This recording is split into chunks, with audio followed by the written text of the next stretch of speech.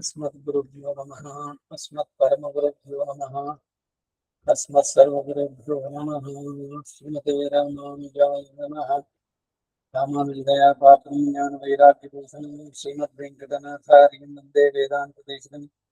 लक्ष्मीनाथसमारम्भां नाथयाम्नमध्यमाम् अस्मदाचार्यपर्यन्तां वन्दे गुरुपरम्परां।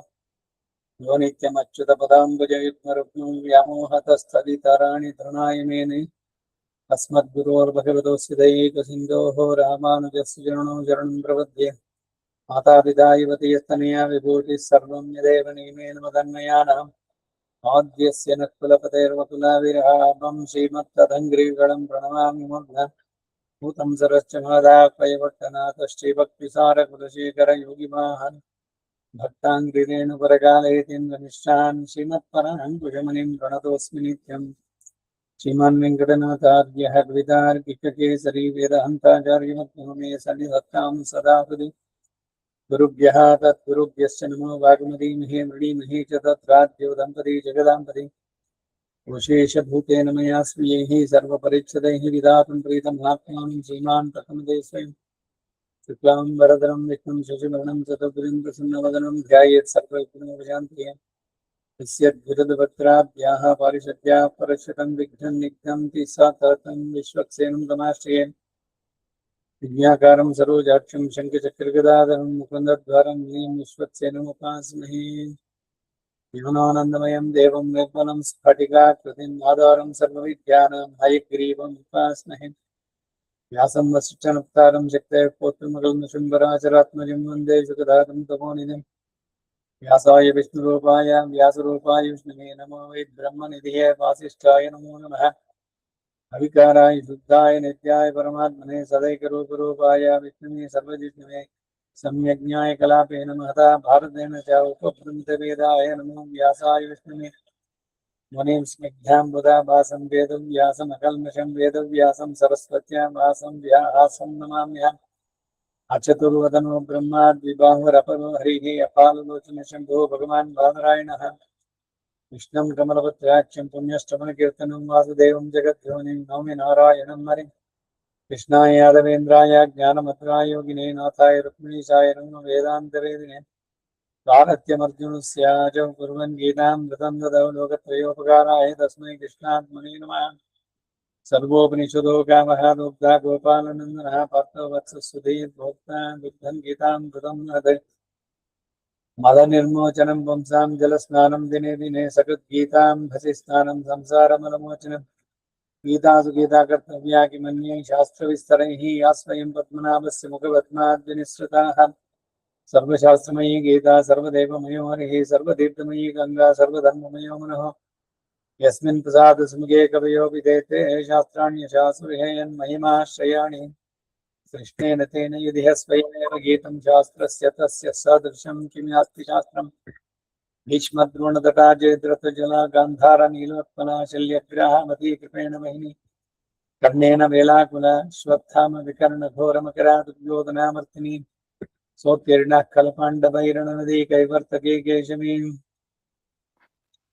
नमोऽस्तु ते व्यासविशालबुद्धे पुल्लारविन्दायतपत्रनेत्रा येन त्वया भारततैलपूर्णः प्रज्वालितो ज्ञानमयप्रदीपः प्रपन्नपारिजाताय स्तोत्रवेत्रैकवर्णीये। ज्ञानमुद्राय कृष्णाय गीतामृतदुहे नमः। वसुदेवसुतं देवं कंसचाणूरमर्दनं देवकीपरमानन्दं कृष्णं वन्दे जगद्गुरुं पराशर्यवचः सरोजमङ्गलं गीतार्थकं नानाख्यानकिकेसरं हरिकथा सम्बोधना बोधितं लोके सज्जनषट्पदैरारापेपीयमनं भूयाद्भारतपङ्कजं कलिमलप्रध्वंसिनः श्रेयसे नित्यं करोति वाचालं पङ्गुं लङ्घयते गिरिं। यत्कृपातमहं वन्दे परमानन्दमाधवं यं ब्रह्मावृणीं रुद्रमरुतस्तुन्वन्ति दिव्यैस्तवैः वेदैः साङ्गपदक्रमोपनिषदैः गायन्ति यं समगाः ध्यानावस्थिततद्गतेन मनसा पश्यन्ति यं योगिनः। यस्यान्तं न विदुःसुरासुरगणा देवाय तस्मै नमः। पार्थाय प्रतिबोधितां भगवता नारायणेन स्वयं व्यासेन ग्रथिता पुराणमुनिना महाभारतम्।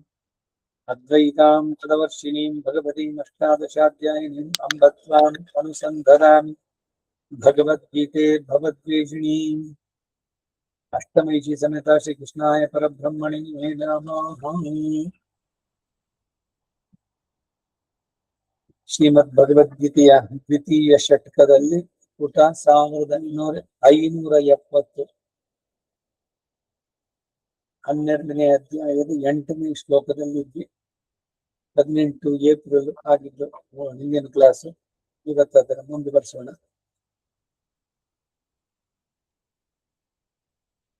अतः श्रीमद् भगवद्गीतासु उपनिषत्सु ब्रह्मविद्यायां योगशास्त्रे श्रीकृष्णार्जुन संवादे भक्तियोगो नाम द्वादशाध्याये 8मः श्लोकः।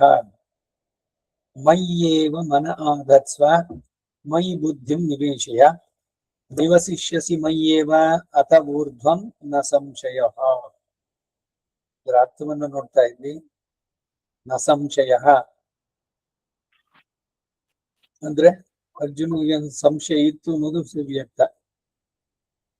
ನಿಮಗೆ ಸಂಶಯ ಬೇಡ ಅಂತ ಹೇಳ್ಬೇಕಾದ್ರೆ, ಆದ್ದರಿಂದಲೇ ಕೇ ಯೋಗ ಸತ್ತಮಃ ಎಂಬ ಪ್ರಶ್ನೆ. ಆತನಿಗೆ ಈ ವಿಧವಾದ ಉಪಾಸನೆಯು ಸುಲಭವೋ ಅಲ್ವೋ, ಕ್ಷಿಪ್ರ ಫಲದಾಯಕವೋ ಅಲ್ವೋ ಎಂಬ ಸಂದೇಹ ಇತ್ತು. ಯಾರಿಗೆ? ಅರ್ಜುನನಿಗೆ. ತನ್ನ ನಿವಾರಣಾರ್ಥವಾಗಿ ಸುಲಭತ್ವವನ್ನ, ಕ್ಷಿಪ್ರ ಪ್ರಾಪ್ಯದ ಪ್ರಾಪ್ತಿಯನ್ನು ಆದಷ್ಟು ಬೇಗ ಭಗವಂತನ ಪಡಿಬೇಕು ಕ್ಷಿಪ್ರವಾಗಿ, ಅದನ್ನು ಬೋಧಿಸೋದಕ್ಕಾಗಿ ಈ ಶ್ಲೋಕ ಪ್ರಯುಕ್ತ ಅನ್ನೋದನ್ನ ತಿಳಿಯತಕ್ಕದ್ದು. ಆದರೆ ಬುದ್ಧಿಯನ್ನ ಸಾರಥಿಯನ್ನಾಗಿಯೂ ಮನಸ್ಸನ್ನು ಅದರ ಕೈಯಲ್ಲಿರುವ ಲಗಾಮನ್ನಾಗಿಯೂ ಹೇಳಿದ್ರೆ, ಮೊದಲು ಬುದ್ಧಿಯನ್ನು ಹೇಳಿ ಅನಂತರ ಮನಸ್ಸನ್ನು ಕುರಿತು ಹೇಳಬೇಡ್ವೋ ಅಂತಂದ್ರೆ, ಎಷ್ಟು ವಿವೇಕ ಜ್ಞಾನ ಇದ್ರೂ ಕೂಡ ಮನಸ್ಸು ಇಂದ್ರಿಯಗಳ ಕಡೆಗೆ, ವಿಷಯೋಪಭೋಗಗಳ ಕಡೆಗೆ ಓಡಿ ಹೋಗುತ್ತದೆ. ಆದ್ದರಿಂದ ಮನಸ್ಸಿನ ನಿಗ್ರಹ ತುಂಬಾ ಪ್ರಧಾನವಾದ್ದರಿಂದ ಅದನ್ನೇ ಮೊದಲು ಹೇಳ್ತಾರೆ, ಮಯ್ಯೇವ ಮನ ಆಧತ್ಸ್ವ. ಅನೇಕ ಬಾರಿ ಹಿಂದೇನು ಕೂಡ ಹೇಳಿದೆ, ಮನಸ್ಸು ಕೆಟ್ಟ ಚಿಂತನೆಗಳು ಅದು ಇದ್ರಲ್ಲೇ ಬರ್ತಾ ಇದೆಯಲ್ಲ, ಚಿಂತನೆ ಬಿಡ್ಬೇಡ ಅಂತಂದ್ರೆ ಏನ್ ಮಾಡ್ಬೇಕಂದ್ರೆ, ಮನಸ್ಸನ್ನು ಒಳ್ಳೆಯದ್ರಲ್ಲಿ ತೊಡಗಿಸ್ಬಿಟ್ರೆ ಕೆಟ್ಟ ಚಿಂತನೆ ಸಹಜವಾಗಿ ಬಿಟ್ಟು ಹೋಗ್ಬಿಡುತ್ತೆ. ಯಾವಾಗ ಮನಸ್ಸು ಇದರಲ್ಲಿ ಬರುತ್ತೋ, ಕೆಟ್ಟ ಚಿಂತನೆಗಳು ದೂರ ಆಗಬೇಕು ಅಂತ ಅದಕ್ಕೇನು ಪ್ರಯತ್ನ ಮಾಡಬೇಕು, ಮನಸ್ಸನ್ನು ಒಳ್ಳೆಯದರಲ್ಲಿ ತೊಡಗಿಸಿ. ಮಯ್ಯೇವ ಮನ ಆಧತ್ಸ್ವ, ಮನಸ್ಸಿನ ನಿಗ್ರಹ ತುಂಬಾ ಪ್ರಧಾನವಾದ್ದರಿಂದ ಅದನ್ನು ಮೊದಲು ಹೇಳಿದ್ರು. ಮೈ ಬುದ್ಧಿಂ ನಿವೇಶಯ ಅಂತ ಹೇಳಲ್ಪಟ್ಟಿದ್ದು ಅಂತ ಭಾವಿಸ್ಬೇಕು. ಮೈ ಏವ ಮನ ಆಧತ್ಸ್ವ ಎಂಬಲ್ಲಿ ಮಯಿ ಎಂಬುದಕ್ಕೆ ವಿಶ್ವರೂಪನಾದ ನನ್ನಲ್ಲಿ ಮನಸ್ಸನ್ನ ಇಡು ಅಂತ ಕೆಲವು ಅಭಿಪ್ರಾಯ ಪಡ್ತಾರೆ. ಬೇರೆ ಬೇರೆ ವಿವಿಧ ಭಾಷ್ಯಗಳಲ್ಲಿ ಬಂದಂತ ಮಾತು. ಇದಕ್ಕೆ ಕಾರಣ ಏನು ಅಂತಂದ್ರೆ, ವಿಶ್ವರೂಪ ಪ್ರದರ್ಶನ 11ನೇ ಅಧ್ಯಾಯ ಅದಾದ ನಂತರ ಅರ್ಜುನನು ಪ್ರಾರ್ಥಿಸಿ ಉಪಾಸ್ಯವಾಗಿಯೂ ಯಾರನ್ನು ಕುರಿತು ಧ್ಯಾನ ಮಾಡಬೇಕಾಗಿದೆಯೋ ಅವನು, ಪ್ರಾಪ್ಯವಾಗಿಯೂ ಯಾರನ್ನು ಪಡಿಬೇಕಾಗಿದೆಯೋ ಇರುವಂತಹ ಪರಂ, ಗೀತೆ 11ನೇ ಅಧ್ಯಾಯ 44ನೇ ಶ್ಲೋಕದಲ್ಲಿ, ಹಾಗೆ ಸ್ವಕಂ ಗೀತೆ 11ನೇ ಅಧ್ಯಾಯ 50ನೇ ಶ್ಲೋಕದಲ್ಲಿ ಎಂದು ವ್ಯಕ್ತವಾಗಿ ಹೇಳಿರುವ ರೂಪವನ್ನು ಪ್ರದರ್ಶಿಸಿದ ಎಂಬ ಅರ್ಥವು ಅವಗಾನಿಗೆ ಬರದೇ ಇರುವುದೇನು? ಇಲ್ಲಿ ಉಪಾಸನಾ ಆರಂಭಕ್ಕೆ ಪ್ರಯೋಜನ ರೂಪವಾದ ಮನಸ್ಸನ್ನ ಪ್ರಾಪ್ಯವಾದ ಪರಮ ಪುರುಷನಲ್ಲಿ ಸೇರಿಸೋಣ ಅನ್ನೋದು ಉದ್ದೇಶವಾದ್ರಿಂದ ಹಾಗೆ ಅರ್ಥ ಮಾಡೋದಕ್ಕೆ ಕಾರಣ ಇಲ್ಲ. ಅದು ಅಲ್ಲದೆ ವಿಶ್ವರೂಪ ಪ್ರದರ್ಶನಕ್ಕೆ ಕಾರಣ ಉಪಾಸ್ಯ ದೇವತಾ ರೂಪವನ್ನು ನೋಡಲಿ ಎಂಬ ಭಾವದಿಂದ ಅಲ್ಲ. ತನ್ನ ಕಲ್ಯಾಣ ಗುಣಯೋಗ, ವಿಭೂತಿ, ಐಶ್ವರ್ಯ ಯೋಗ ಇವುಗಳ ಮೂಲಕ ತನ್ನ ಮಹಾತ್ಮೆಯು ಅರ್ಜುನನಿಗೆ ವಿದಿತವಾಗಲಿ ಎಂದು ಮತ್ತು ಯುದ್ಧದಲ್ಲಿ ಅರ್ಜುನನಿಗೆ ಜಯವು, ಧಾರ್ತರ ರಾಷ್ಟ್ರರಿಗೆ ಅಪಜಯವು ತನ್ನ ಸಂಕಲ್ಪ ಮಾತ್ರದಿಂದಲೇ ಸಿದ್ಧ. ಅರ್ಜುನನಾದ ತಾನು ಸುಮ್ಮನೆ ನಿಮಿತ್ರ ಮಾತ್ರ ಎಂದು ಗೊತ್ತಾಗಲಿ ಎಂಬ ಭಾವದಿಂದ ತಿಳಿಯತಕ್ಕದ್ದು. ಆತನಿಗೆ ಉಪಾಸ್ಯ ದೇವತೆ ಯಾವುದು ಅಂದ್ರೆ, ಶಂಖ ಚಕ್ರಾದಿ ದಿವ್ಯಾಯುಧ, ದಿವ್ಯಭೂಷಣ, ಪೀತಾಂಬರ, ವನಮಾಲೆ, ಕಿರೀಟ ಮೊದಲಾದಗಳಿಂದ ಕೂಡಿದ ಚತುರ್ಭುಜದಿಂದ ಒಪ್ಪುವ ಲಕ್ಷ್ಮೀಯುಕ್ತನಾಗಿ ದಿವ್ಯ ಮಂಗಳ ವಿಗ್ರಹದಿಂದ ಯುಕ್ತನಾಗಿರುವಂತ ರೂಪ ಹೇಳಿದ್ನಲ್ಲ ಅವನು. ಆಮೇಲೆ ಅನೇಕ ಬಾರಿ ಹಿಂದೆ ಬಂತು. ವಿಶ್ವರೂಪ ದರ್ಶನದಲ್ಲಿ ಏನೇನಾಯ್ತು ಅಂದ್ರೆ, ಅದಕ್ಕೆ ಹಿಂದಿನಲ್ಲಿ ವಿಭೂತಿ ಯೋಗವನ್ನ ಕೇಳದ. ಅವನ ಎಲ್ಲದರಲ್ಲೂ ಇದ್ದಾನೆ, ಎಲ್ಲವನ್ನೂ ವ್ಯಾಪಿಸಿದ್ದಾನೆ, ಎಲ್ಲವನ್ನೂ ನೇಮಿಸಿದ್ದಾನೆ. ಇಷ್ಟೆಲ್ಲ ಇರುವಂತಹ ವಿಭೂತಿ ನಿನ್ನದು. ನಾನು ನಿನ್ನನ್ನು ಒಮ್ಮೆ ನೋಡ್ಬೇಕಲ್ಲ, ಆ ವಿಶ್ವರೂಪ ವಿರಾಟ್ ರೂಪವನ್ನ ನನಗೆ ಅದಕ್ಕೆ ಯೋಗ್ಯತೆ ಇದ್ರೆ ನೀನು ಅದನ್ನ ನನಗೆ ತೋರಿಸು ಒಮ್ಮೆ ಎಂದ. ಅವನ ವಿಶ್ವರೂಪವನ್ನು ತೋರಿಸ್ದ. ಒಂದು ಬಾಯಿನಿಂದ ಎಲ್ಲರೂ ಬರ್ತಾ ಇದ್ರು, ಇನ್ನೊಂದ್ ಕಡೆಯಿಂದ ಎಲ್ಲ ಅವನಲ್ಲದೆ ಹೋಗ್ತಾ ಇತ್ತು. ದ್ರೋಣ, ಭೀಷ್ಮ, ಕರ್ಣ ಎಲ್ಲರೂ ಅವನ ಬಾಯಿನೊಳಗಡೆ ಹೋಗ್ತಾ ಇದ್ದಾರೆ. ಅವನ ದವಡೆಗೆ ಸಿಗಾಕೊಂಡು ಆ ಬುರುಡೆಗಳೆಲ್ಲ ಚೂರ್ ಚೂರಾಗ್ತಾ ಇದೆ. ಎಲ್ಲ ನೋಡಿ ಭಯ ಆಗೋಯ್ತು ಅರ್ಜುನನಿಗೆ. ಬೇಡ, ಇದು ನಾನು ನಿನ್ನಲ್ಲಿ ಏನೆಲ್ಲ ಅಪಚಾರ ಮಾಡಿದೆ ಅಂತ ಕ್ಷಮಾಪಣೆಯನ್ನು ಕೇಳಿ ನಿನ್ನ ಸೌಮ್ಯ ರೂಪವನ್ನು ತೋರಿಸು ಅಂತ ಕೇಳ್ದ. ಸೌಮ್ಯ ರೂಪ ಯಾವುದು? ವೈಕುಂಠದಲ್ಲಿ ಪರವಾಸುದೇವನಾಗಿರುವಂತಹದ್ದು ಶಂಖಚಕ್ರಧಾರಿಯಾಗಿರುವಂತ ರೂಪವನ್ನು ನೋಡ್ಬೇಕು. ಈ ಭೀಕರವಾದ ರೂಪ ನೋಡಿದ್ರೆ ನನ್ಗೆ ಭಯವಾಗತ್ತೆ ಅಂತ ಹೇಳಿದಾಗ ಭಗವಂತ ಆ ರೂಪವನ್ನು ತೋರಿಸಿದ. ಅದಾದ್ಮೇಲೆ ಅವನು ಕೇಳಿದೇನು ಅಂದ್ರೆ, ಮೊದಲಿನ ನನ್ನ ಸಖನಾಗಿ ನೀನು ರಥವನ್ನ ಸಾರಥಿಯಾಗಿ ನಿಂತಿದ್ಯಲ್ಲ ಆ ರೂಪವನ್ನು ತೋರಿಸಿದ. ಒಟ್ಟು 3 ರೂಪಗಳಲ್ಲಿ ಭಗವಂತನ ದರ್ಶನ ಅವನಿಗುಂಟಾಗಿದ್ದವಲ್ಲ. ವಿಶ್ವರೂಪ ದರ್ಶನದ ಅನಂತರ ಆ ದಿವ್ಯ ಪ್ರಸಿದ್ಧ ರೂಪವನ್ನು ಪ್ರದರ್ಶಿಸು. ಕಿರೀಟಿನಂ ಗದನಂ ಚಕ್ರಹಸ್ತಂ ಇಚ್ಛಾಮಿ ತ್ವಾಂ ದ್ರಷ್ಟುಮಹಂ ತಥೈವ ತೇನೈವ ರೂಪೇಣ ಚತುರ್ಭುಜೇನ ಸಹಸ್ರಬಾಹೋ ಭವ ವಿಶ್ವಮೂರ್ತಿ ಅಂತ ಅರ್ಜುನ ಪ್ರಾರ್ಥಿಸಿದಾಗ ಅದಕ್ಕೆ ಕರುಣಾನಿಧಿಯಾದಂತ ಭಗವಂತ 49ನೇ ಶ್ಲೋಕದಲ್ಲಿ ವ್ಯಪೇತ ಬಿ ಪ್ರೀತ ಮನಃ ಪುನಸ್ತ್ವಂ ತದೇವ ಮೇ ರೂಪಮಿದಂ ಪ್ರಪಶ್ಯ ಎಂದು ಆತನಿಗೆ ಉಪಾಸ್ಯ ರೂಪವನ್ನು ತೋರಿಸ್ತಾನೆ. ಉಪಾಸ್ಯ ರೂಪ ಅಂದ್ರೇನು? ವೈಕುಂಠದಲ್ಲಿ ಈಗ ನಾವು ಜಪ ಮಾಡಬೇಕು ಅಷ್ಟಾಕ್ಷರಿಯಲ್ಲಿ, ನಮಗೆ ಧ್ಯಾನಕ್ಕೆ ಯಾರು ಅಂದ್ರೆ ಏನು ಉಪಾಸ್ಯ ರೂಪ. ಕೂರ್ಮಾದೀಂ ದಿವ್ಯ ಲೋಕಂ ತದನ ಮಣಿಮಯಂ ಮಂಟಪಂ ತತ್ರ ಶೇಷಂ. ಅವನ್ ನೆನೆಸ್ಕೊಳ್ಬೇಕಾರೆ ಹೀಗೆ ದೇವಸ್ಥಾನದಲ್ಲಿ ನಮಸ್ಕಾರ ಮಾಡ್ಬೇಕಾದ್ರೆ ಅಥವಾ ಭಗವದ್ ಆರಾಧನೆ ಮಾಡ್ಬೇಕಾದ್ರೆ ವೈಕುಂಠದಲ್ಲಿ ಅವನೇನಿದ್ದಾನೆ ಆ ರೂಪದಲ್ಲೇನೆ ನೋಡೋದು. ಕೂರ್ಮಾದೀಂ ದಿವ್ಯ ಲೋಕಂ ತದನ ಮಣಿಮಯಂ ಮಂಟಪಂ ದಿವ್ಯ ಇದು ಹೇಳಿ ಆ ಪೂರ ಶ್ಲೋಕ ಹೇಳ್ಬಿಟ್ಟು ನಮ್ಗೆ ಅದ್ರಲ್ಲಿ ಏನು ಅಂದ್ರೆ ವರ್ಣನೆ ವೈಕುಂಠದಲ್ಲಿ ಅವನು ಹೇಗಿದ್ದಾನೆ ಅದನ್ನು.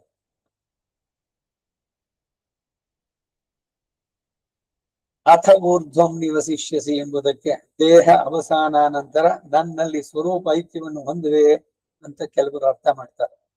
ಭಗವದ್ಗೀತೆಗೆ ಎಲ್ಲ ಕಾಮೆಂಟ್ರಿಗಳು ಬೇಕಾದಷ್ಟು ವಿಶ್ವದ ಎಲ್ಲ ಭಾಷೆಗಳಿಗೆ ಅನುವಾದ ಆಗಿರೋದು. ಪ್ರತಿ ಒಬ್ಬೊಬ್ರು ಅವರವರ ಮತ ಅವರವರದ್ದು ಏನಿದೆಯೋ ಪ್ರಧಾನ ಅದಕ್ಕೆ ಅನುಗುಣವಾಗಿ ಎಲ್ಲದನ್ನು ತಿರುಗಿಸಿ ಹೇಳಿದ್ರು. ಅದಕ್ಕಾಗಿ ಅವರೆಲ್ಲ ಏನ್ ಹೇಳಿದ್ರು? ಅಥ ಊರ್ಧ್ವಂ ನಿವಸಿಸಿ ಅಂದ್ರೆ ನೀನು ಈ ಶರೀರ ಬಿಟ್ಟ ಮೇಲೆ ನನ್ನಲ್ಲೇನೆ ಮರ್ಜ್ ಆಗ್ಬಿಡ್ತೀಯ, ಒಂದಾಗ್ಬಿಡ್ತೀಯ, ಅಂದ್ರೆ ನೀನೇ ನಾನಾಗ್ಬಿಡ್ತೀನಿ ಅಂತ ಕೆಲವರು. ಅದು ಇದು ಸರಿಯಲ್ಲ.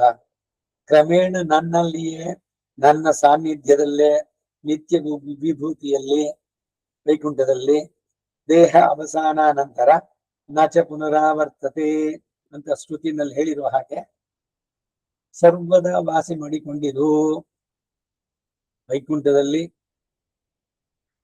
ಸಾಲೋಕ್ಯ, ಅವನ ಹತ್ತಿರದಲ್ಲಿ ಸಾಮೀಪ್ಯ, ಅವನದೇ ರೂಪ ಅಂದ್ರೆ ಇವನು ಶಂಖಚಕ್ರಧಾರಿಯ, ಅವನಿಗೆ ಸಮಾನವಾದಂತಹ ಆನಂದವನ್ನ ಸಾಯುಜ್ಯವನ್ನ ಪಡ್ತಾ ಅವನಿಗೆ ಅಲ್ಲಿ ನಿತ್ಯ ಕೈಂಕರ್ಯ ಮಾಡ್ತಾ ಇರು. ಇದು ನಮ್ಮ ಸಿದ್ಧಾಂತ. ಅತಃ ಅಂದ್ರೆ ಮನಸ್ಸನ್ನು ಬುದ್ಧಿಯನ್ನು ನನ್ನಲ್ಲಿ ಇಟ್ಟ ನಂತರ ಎಂಬರ್ಥ. ದೇಹ ಅವಸಾನ ಎಂಬ ಅಭಿಪ್ರಾಯ ಅಲ್ಲ. ಪರಮಾತ್ಮನಾದ ನನ್ನಲ್ಲಿ ವಸಿಸುವೆ ಎಂಬ ಅರ್ಥದಿಂದ ಜೀವಾತ್ಮ ಪರಮಾತ್ಮ ಭೇದವೇ ಅಲ್ಲಿ ತೋರು ಬರುತ್ತೆ. ಅಭೇದ ಅಲ್ಲ. ಪರಮಾತ್ಮ ಜೀವಾತ್ಮ ಒಂದೇ ಆಗ್ಲಿಕ್ಕಿಲ್ಲ, ಎಲ್ಲ ಬೇರೆ ಬೇರೆ ಮತಗಳ ಖಂಡನೆ. ನಿರಂಜನಂ ಪರಮಂ ಸಾಮ್ಯಮುಪೈತಿ ನಾರಾಯಣ ಸಾಯುಜ್ಯಮವಾಪ್ನೋತಿ ನಾರಾಯಣ ಸಾಯುಜ್ಯಮವಾಪ್ನೋತಿ.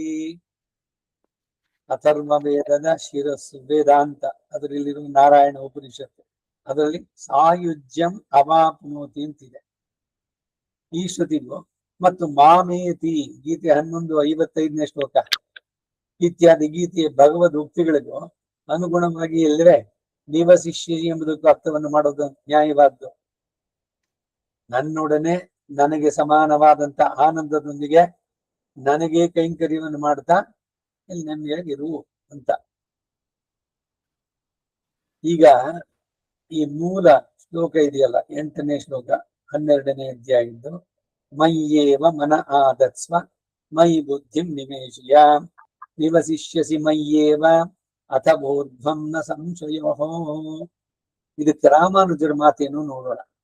ರಾಮಾನುಜರ ಭಾಷ್ಯ.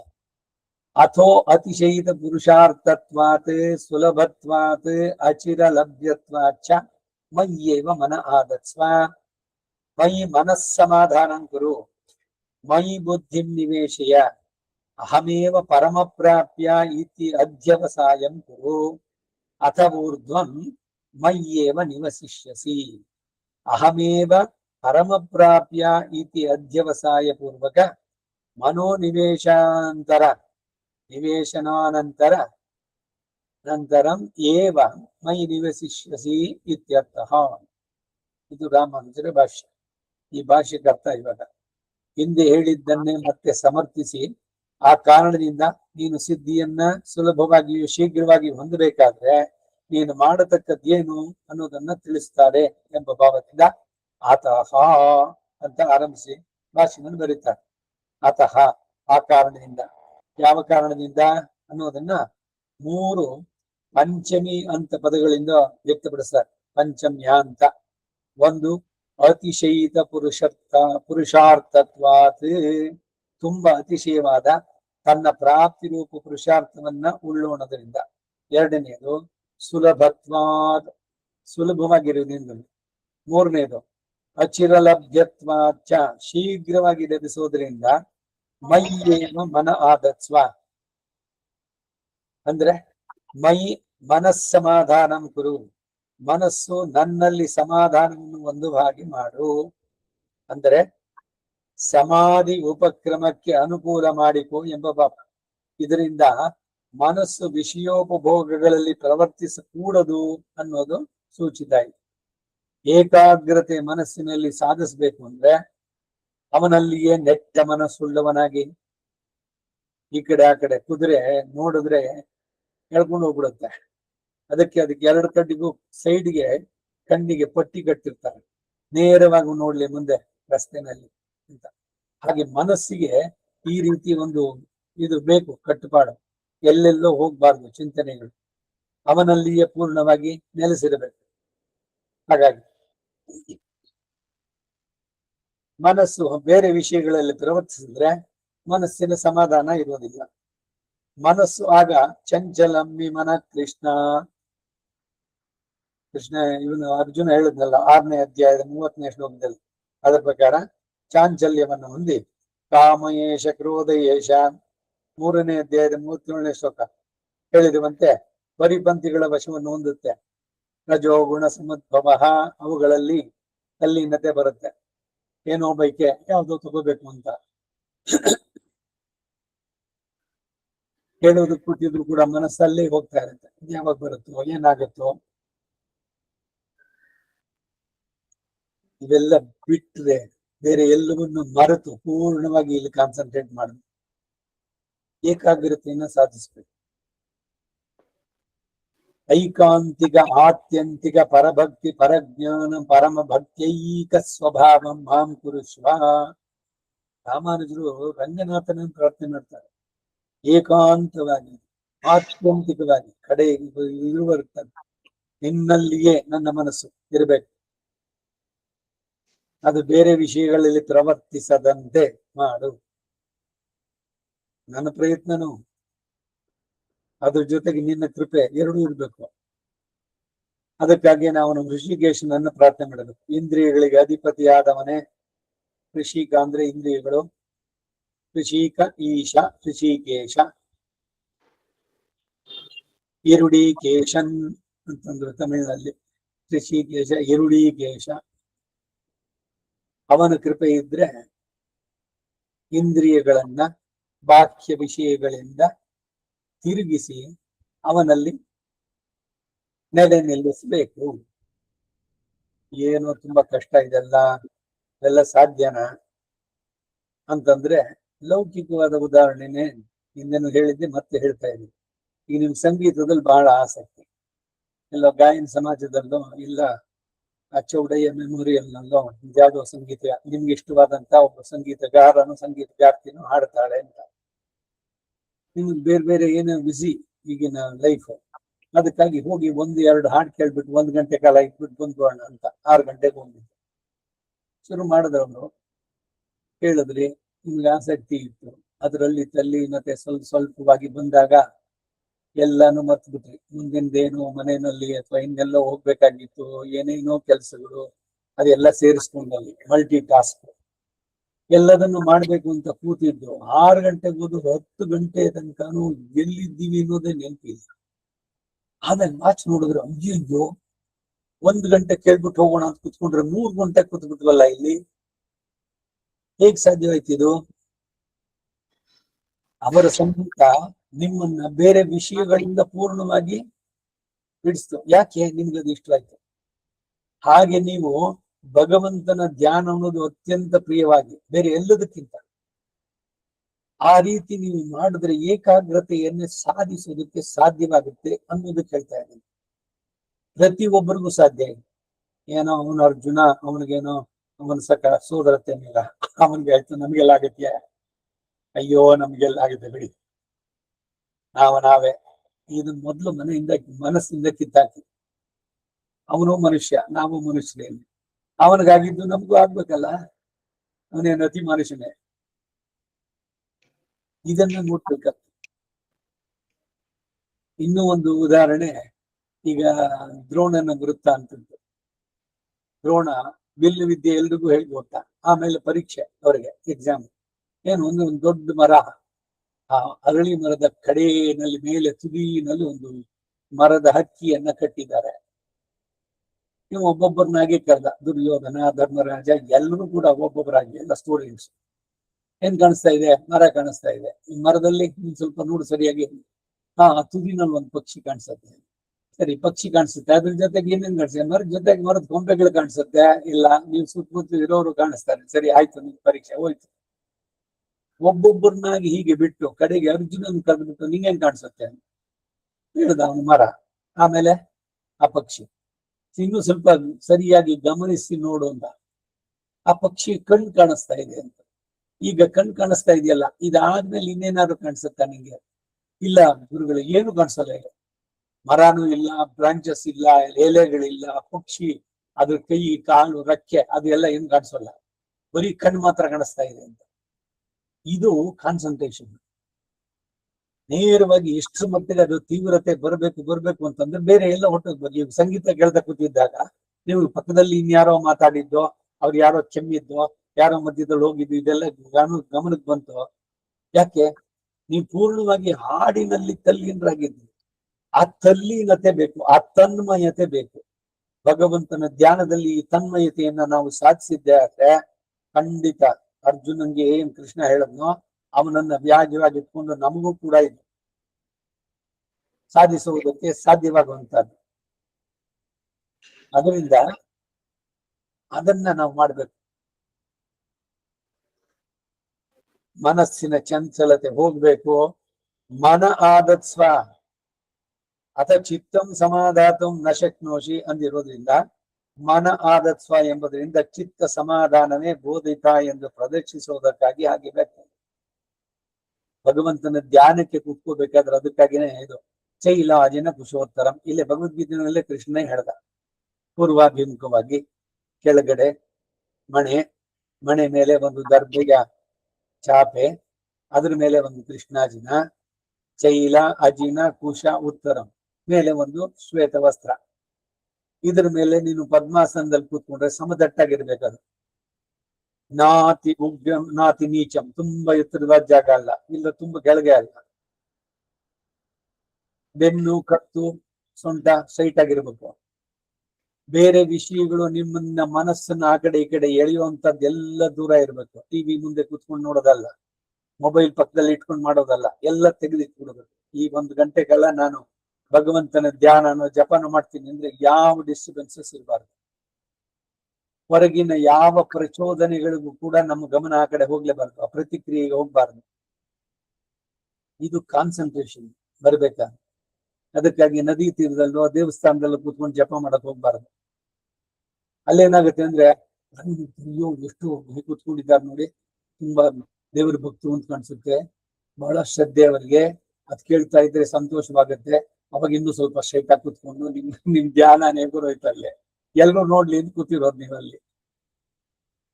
ಬೇರೆಯವ್ರನ್ನ ಮೆಚ್ಚೋಕೋ ಇಲ್ಲ ನಾನೇನೋ ಮಾಡ್ತಾ ಇದ್ದೀನಿ ಅಂತ ತೋರ್ಸೋಕೋ ಇದೆಲ್ಲ ಬಂದ್ರೆ ಈ ನಾನು ಹೋಗ್ಬೇಕು ಅಂತಂದ್ರೆ ಎಲ್ಲರಿಗೂ ಮರೆಯಾಗಿ ಯಾರಿಗೂ ಕಾಣದ. ಅದಕ್ಕೇನೆ ಕಾಲಗೂ ಕೂಡ ಹೇಳುವಂತ, ಬೆಳಗ್ಗೆ ಬ್ರಾಹ್ಮಿ ಮುಹೂರ್ತದಲ್ಲಿ ಎದ್ದು ಕುಳಿತುಕೊಂಡ್ರೆ ಫೋನ್ ರಿಂಗ್ ಆಗಲ್ಲ, ಹೊರಗಡೆನೂ ಗಲಾಟೆ ಇರೋಲ್ಲ, ಯಾವ್ದೋ ಹಾರನ್ನೋ ಇನ್ನೇನೋ ಕೂಗ್ತೋ ಮಾಡ್ತೋ ಅಂತ ಇಲ್ಲ. ಅಂತದ್ದು ಸತ್ವೋದ್ರಿಕ್ತವಾದ ಕಾಲ, ಮನಸ್ಸನ್ನ ಭಗವಂತನಲ್ಲಿ ನೆಲೆ ನಿಲ್ಲಿಸುವುದಕ್ಕೆ ತುಂಬಾ ಸುಂದರವಾದಂತ ಕಾಲ, ಸೂಕ್ತವಾದಂತ ಕಾಲ.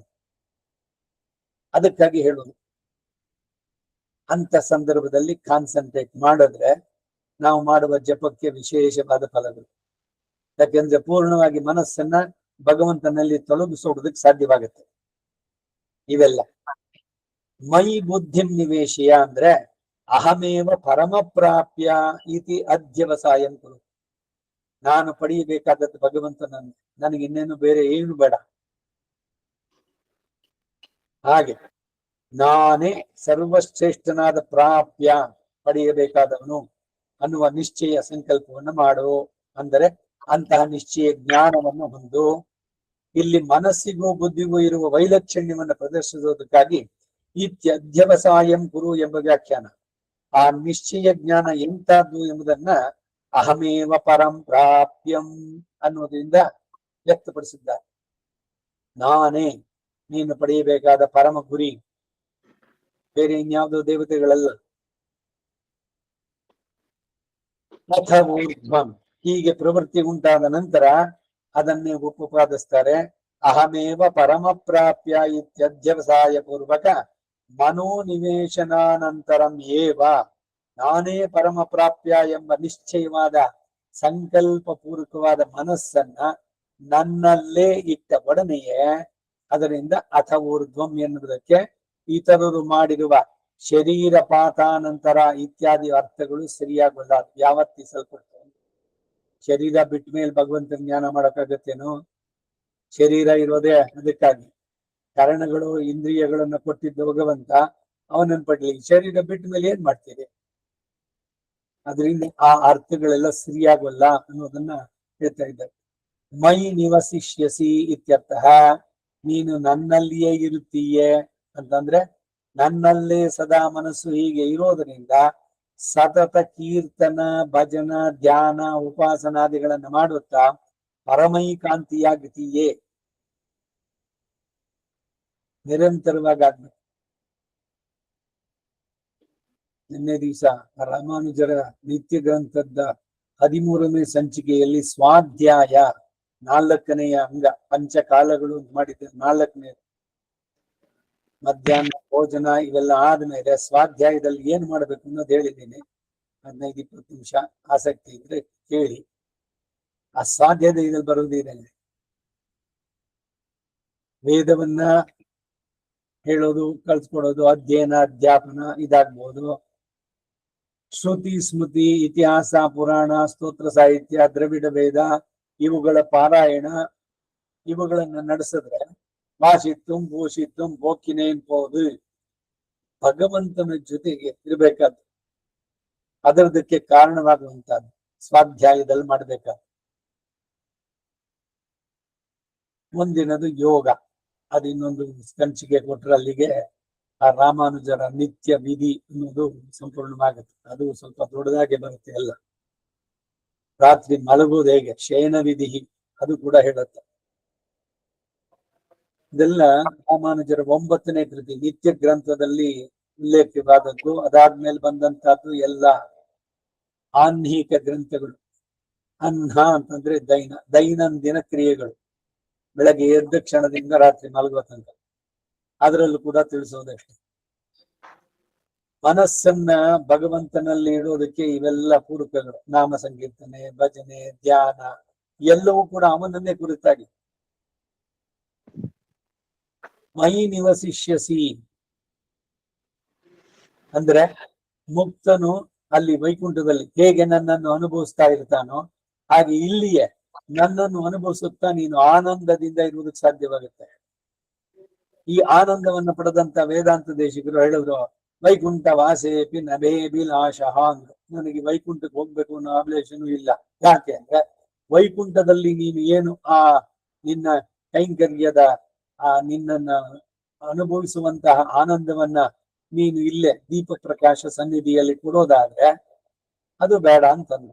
ವೈಕುಂಠವೇ ಬೇಡ ಅಂತಲ್ಲ, ಅದು ಇಲ್ಲೇ ಸಿಗ್ತಾ ಇದೆ ಅಂತ ಆ ಕಾರಣದಿಂದ. ಹಾಗೆ ಪರಮ ಏಕಾಂತಿಯಾಗಿ, ಪರಮ ಏಕಾಂತ ಭಗವಂತನಲ್ಲಿ, ಅವನನ್ನು ಬಿಟ್ಟು ಬೇರೆ ಏನನ್ನೂ ಕೂಡ ಚಿಂತನೆ ಮಾಡದೆ, ಏನೇನು ಮಾಡಿದ್ರು ಎಲ್ಲ ಅವನಲ್ಲೇನೆ, ಅವನಿಗೇನೆ ಅಂತ ಅಂದ್ಬಿಟ್ಟು ಮಾಡುವಂತದ್ದು. ಹಾಗೆ ಮಾಡಿದ್ರು. ತಮೇವಂ ವಿದ್ವಾನ್ ಅಮೃತ ಇಹ ಭವತಿ, ತಮ್ ಏವಂ ವಿದ್ವಾನ್ ಅಮೃತ ಇಹ ಭವತಿ. ಸುಪುರುಷುದ್ಧದಲ್ಲಿ ಅಂದಲ್ಲಿ ಹೇಳಿದ ಹಾಗೆ ನೀನಿರ್ತೀಯ. ಅಮೃತ ಇಹ ಭವತಿ ಅಥವಾ ದೃಷ್ಟಾದೃಷ್ಟ ಸರ್ವ ಪ್ರಕಾರ ರಕ್ಷಕನಾದಂತಹ ನನ್ನಲ್ಲಿ, ಆಚಾರ್ಯನಲ್ಲಿ ಶಿಷ್ಯನ ಹೇಗೋ, ತಂದೆಯಲ್ಲಿ ಪುತ್ರನ ಹೇಗೋ, ಹಾಗೆ ನನ್ನಲ್ಲಿ ಇರುವವನಾಗಿ ಅಂದರೆ ನನ್ನನ್ನೇ ನಂಬಿದವನಾಗಿ ನಿರ್ಭಯನಾಗಿ ನೀನು ಇರ್ತೀಯೇ ಅನ್ನುವಂತ ಭಾವ. ಎಲ್ಲವನ್ನೂ ಭಗವಂತನಿಗೆ ಒಪ್ಪಿಸಿ ಮಾಡೋದೆಲ್ಲವೂ ಭಗವಂತನಿಗೆ. ಏನೇ ಕೆಲಸ ಮಾಡೋದು ಕೂಡ ಯದ್ಯತ್ ಕರ್ಮ ಕರೋಮಿ ತತ್ವದ ಕಿಲಂ ಶ್ರೀಮನ್ನಾರಾಯಣ ತವ ಆರಾಧನಂ. ಏನೇ ಕೆಲಸ ಮಾಡಿ, ಲೌಕಿಕವೋ ವೈದಿಕವೋ ಯಾವುದೇ ಆಗಲಿ, ಎಲ್ಲದರ ಹಿಂದೆ ಏನು ಗೋಪಿಯರು ಅವರ ದಿನನಿತ್ಯ ಕ್ರಿಯೆಗಳನ್ನು ನಡೆಸಿ ಎಲ್ಲದು ಮಾಡ್ತಾ ಇದ್ರು ಕೂಡ ಯಾವುದನ್ನು ಬಿಡ್ಲಿಲ್ಲ. ಹಸುಗಳನ್ನ ಹಾಲು ಕರೆದು ಅವುಗಳಿಗೆ ಹುಲ್ಲಾಕಿ ಮೈ ತೊಳೆದು ಎಲ್ಲ ಮಾಡಿ ಸಗಣಿ ಇದನ್ನೆಲ್ಲ ತೆಗೆದು ಆಮೇಲೆ ಇದು ಹೆಪ್ಪಾಕಿದ್ ಮೊಸರನ್ನ ಕಡೆದು ಬೆಣ್ಣೆಯನ್ನ ಮಾಡಿ ತಗೊಂಡೋಗಿ ಮಾರಿ ಏನೇ ಮಾಡಿದ್ರು ಕೂಡ ಎಲ್ಲದರಲ್ಲೂ ಆ ಕೃಷ್ಣನಿಗೇನೆ ಅಂತ. ಆ ತನ್ಮಯತೆ ಎಲ್ಲಿ ತನಕ ಆಯ್ತು ಅಂತಂದ್ರೆ ಕಡೆಗೆ ಅವರು ಹಾಲು ಬೇಕಾ, ಮೊಸರು ಬೇಕಾ, ಬೆಣ್ಣೆ ಬೇಕಾ ಅಂತ ಕೇಳ್ಬೋದು, ಕೃಷ್ಣ ಬೇಕಾ, ಗೋವಿಂದ ಬೇಕಾ, ಮಾಧವ ಬೇಕಾ ಅಂತ. ಕೃಷ್ಣ ಹೀಗೆ ಅವರನ್ನ ಪೂರ್ಣವಾಗಿ ಮನಸ್ಸನ್ನ ಆವರಿಸಿ. ಹಾಗೆ ನಾವು ಪ್ರಯತ್ನ ಪಟ್ರೆ ಎಲ್ಲವನ್ನು ಕೂಡ ಅವನೇ ನಮಗೆ ಅಂತ ಮಾಡಿದ್ರೆ ಸಾಧ್ಯವಾಗುತ್ತೆ ಅಂತ. ನನ್ನನ್ನೇ ನಂಬಿದವನಾಗಿ ನಿರ್ಭಯನಾಗಿರು ಅನ್ನೋ ಭಾವ. ಇಲ್ಲಿ ಅಧ್ಯವಸಾಯ ಪೂರ್ವಕ ಮನೋನಿವೇಶನ ಅನ್ನೋ ವ್ಯಾಖ್ಯಾನದಿಂದ ಈ ಅಧ್ಯವಸಾಯ ಮನೋನಿವೇಶನಕ್ಕೆ ಕಾರಣ ಅಂತ ಮೇಲೆ ಉದಾಹರಿಸಲ್ಪಟ್ಟದ್ದು. ಬುದ್ಧಿಂತು ಸಾರಥಿಂ ವಿದ್ಧಿ ಮನ ಪ್ರಗ್ರಹಮೇವಚ ಎಂಬ ಕಠೋಪನಿಷತ್ತಿನ ಅಭಿಪ್ರಾಯ ವ್ಯಕ್ತಗೊಳಿಸುತ್ತದೆ. ಇದರಿಂದ ತನ್ನ ಪ್ರಾಪ್ತಿಗಾಗಿಯೇ ಮಾಡುವ ಉಪಾಸನೆಯ ಮೇಲೆ ಹೇಳಿದ 3 ಕಾರಣಗಳಿಂದಲೂ ಸರ್ವಶ್ರೇಷ್ಠ ಅಂತ ಹೇಳಿದಂತಾಯ್ತು. ಜ್ಞಾನಿಯಾಗಿ ತನ್ನ ಉಪಾಸನೆ ಸರ್ವಶ್ರೇಷ್ಠ ಎಂದು ನಿಶ್ಚಯ ಜ್ಞಾನ ಉಂಟಾಗಲಿ ಎಂಬ ಭಾವನೆಯಿಂದಲೇ ಮೂಲದಲ್ಲಿ ನ ಸಂಶಯ ಅಂತ ಹೇಳಲ್ಪಟ್ಟಿದ್ದು. ಇದರಿಂದ ಅರ್ಜುನನಿಗೆ ಪ್ರಬಲ ಸಂಶಯ ಇತ್ತು ಎಂದು, ಅದಕ್ಕಾಗಿಯೇ ಪ್ರಥಮ ಶ್ಲೋಕದಲ್ಲಿ ಆ ಪ್ರಶ್ನೆಯು ಅನ್ನೋದು ಕೂಡ ವ್ಯಕ್ತವಾಯಿತು. ನ ಸಂಶಯ, ಸಂಶಯನೇ ಬೇಡ, ಡೌಟೇ ಬೇಡ, ಅಷ್ಟು ಖಡಾಖಂಡಿತವಾಗಿ ಡೆಫಿನೆಟ್ ಆಗಿ ಹೇಳ್ತಾನೆ. ಮುಂದಿನ ಶ್ಲೋಕಕ್ಕೆ ಹೋಗೋಣ. 9ನೇ ಶ್ಲೋಕ. ಅಥ ಚಿತ್ತಂ ಸಮಾಧಾತುಂ ನ ಶಕ್ನೋಷಿ ಮಯಿ ಸ್ಥಿರಂ ಅಭ್ಯಾಸ ಯೋಗೇನ ತತೋ ಮಾಂ ಇಚ್ಛಾಪ್ತುಂ ಧನಂಜಯ.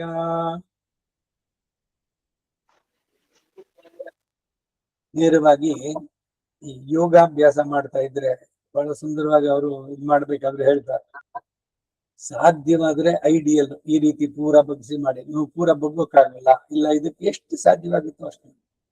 ಸ್ವಲ್ಪ ಮುಖ್ಯಸ್ಯ ಧರ್ಮಸ್ಯ ತ್ರಾಯತೆ ಮಹತ್ವ ಭಯ ಅಂತಂದ ಭಗವದ್ಗೀತೆನಲ್ಲೇ ಮಾತು. ಅಯ್ಯೋ ಅಷ್ಟು ಪರ್ಫೆಕ್ಟ್ ಆಗಿ ನಮ್ಗೆಲ್ ಮಾಡಕ್ಕಾಗತ್ತೆ ಬಿಡಿ, ಅವ್ರು ಮಾಡ್ತಾರೆ ಮಾಡ್ಕೊಳ್ಳಿ. ಹಾಗೆ ಭಗವಂತ ಪರ್ಫೆಕ್ಟ್, ಅವನಿಗೆ ನಾವ್ ಇರೋಕ್ಕಾಗತ್ಯಾ? ಅವನವನೇ ನಾವೇ ಅಂತ ಅನ್ಕೋಬಾರ್ದು. ನಿರಾಶಾವಾದಿಗಳಲ್ಲ, ಎಲ್ಲರನ್ನೂ ಪ್ರೋತ್ಸಾಹಿಸುವಂತಾರೆ. ಸ್ವಲ್ಪ ಸ್ವಲ್ಪ ಎಷ್ಟು ಪ್ರಯತ್ನ ಎಷ್ಟು ಸಾಧ್ಯನೋ ಅಷ್ಟು. ಇವತ್ತು ಒಂದ್ ಸ್ತೋತ್ರ ಹೇಳಕ್ಕಾಯ್ತು, ಸಂತೋಷ, ಏನ್ ಕಡಿಮೆ ಅಲ್ದ ಅದು. ನಾಳೆ ದಿವಸ ಈ ಒಂದ್ ಸ್ತೋತ್ರ ಹೇಳಿದ್ದು ಇನ್ನೊಂದು ಶ್ಲೋಕ ಹೇಳೋಣ ಅನ್ನುವಂತ ಪ್ರಚೋದನೆ ನಮಗೆ ಉಂಟಾಗತ್ತೆ ಮನಸ್ಸಿಗೆ. ಹೀಗೆ ಸ್ವಲ್ಪ ಸ್ವಲ್ಪವಾಗಿ ಒಂದೊಂದೇ ರೂಢಿಸ್ಕೊಂಡು ಬರುವಂತ. ಸ್ವಲ್ಪ ಮೊಪ್ಯಸ್ಯ ಧರ್ಮಸ್ಯ ತ್ರಾಯತೆ ಮಹತೋ ಭಯಾತೆ.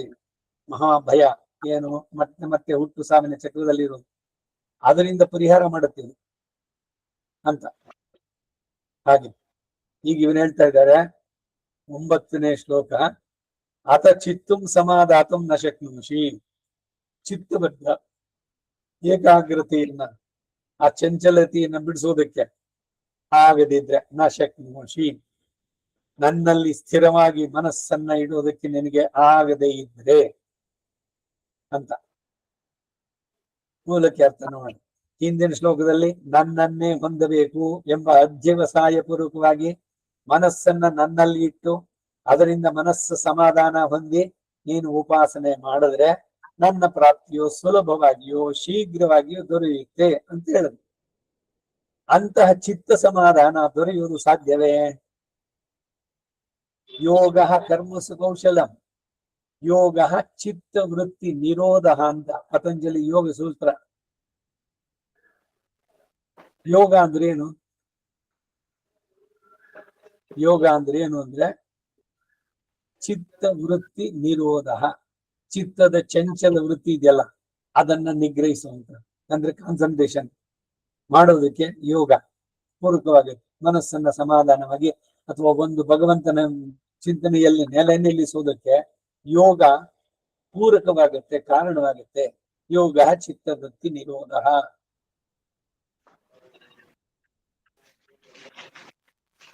ಇನ್ನೊಂದು ಕಡೆ ಏನು, ಅಪ್ರಾಪ್ಯಸ್ಯ ಪ್ರಾಪ್ತಿ ಯೋಗ, ಪ್ರಾಪ್ಯಸ್ಯ ಪರಿರಕ್ಷಣಂ ಕ್ಷೇಮ ಅಂತ.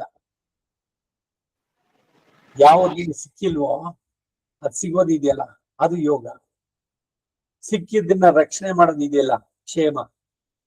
ಯೋಗಕ್ಷೇಮ ಯೋಗಕ್ಷೇಮಂ ವಹಾಮ್ಯಹಂ ಅನನ್ಯಾಶ್ಚಿಂತೆಯಂತೋ. ಅನ್ಯ ಚಿಂತನೆಯನ್ನ ಬಿಟ್ಟು ನನ್ನನ್ನೇ ನೋಡಿ, ಅಲ್ಲಿ ಭಗವದ್ಗೀತೆ ಹೇಳಿರುವುದು ಅಷ್ಟೇ. ಅನನ್ಯಾಶ್ಚಿಂತೆಯಂತೋ ಮಾಂ ಯೇ ಜನಾಃ ಪರ್ಯುಪಾಸತೆ ತೇಷಾಂ ನಿತ್ಯಾಭಿಯುಕ್ತಾನಾಂ ಯೋಗಕ್ಷೇಮಂ ವಹಾಮ್ಯಹಂ. ನಾನು ಅವರ ಯೋಗಕ್ಷೇಮ ನಾನು ನೋಡ್ಕೊಳ್ತೇನೆ. ಅವ್ರಿಗೆ ಏನ್ ಬೇಕು ಬೇಡ ಎಲ್ಲದನ್ನು ನನಗೆ ನನ್ನಲ್ಲಿ ಒಪ್ಪಿಸ್ಕೊಂಡ್ಬಿಟ್ರೆ ನಾನು ಎಲ್ಲದನ್ನು ನೋಡ್ಕೊಳ್ತೇನೆ. ಹೀಗೆ ಧೈರ್ಯವಾಗಿ ಒಬ್ರು ಹೇಳಿದ್ರೆ ನೀವೇನ್ ಯೋಚನೆ ಮಾಡ್ಬೇಡ್ರಿ, ನಿಮ್ಮ ಜೀವನ ನಿಮ್ಮ ಇದು ಎಲ್ಲ ನಾನು ನೋಡ್ಕೊಳ್ತೀನಿ ಅಂದ್ರೆ ನೆಮ್ಮದಿಯಾಗಿದ್ದು ತಾನೆ. ಹಾಗೆ ಭಗವಂತನಿಗೆ ಎಲ್ಲವನ್ನು ಒಪ್ಸಿ ನೀವು ನೆಮ್ಮದಿಯಾಗಿರಿ. You sleep like a child, God is away. ಎಲ್ಲವನ್ನು ನೀವೇ ನಿಮ್ ತಲೆ ಮೇಲೆ ತುಂಬಿಸ್ಕೊಂಡು ಅಯ್ಯೋ ನಾನು ಇಲ್ದಿದ್ರೆ ಸಾಧ್ಯವೇ, ನಾನೇ ಎಲ್ಲ ಮಾಡ್ಬೇಕು, ಐ ಆಮ್ ಇಂಡಿಸ್ಪೆನ್ಸಿಬಲ್.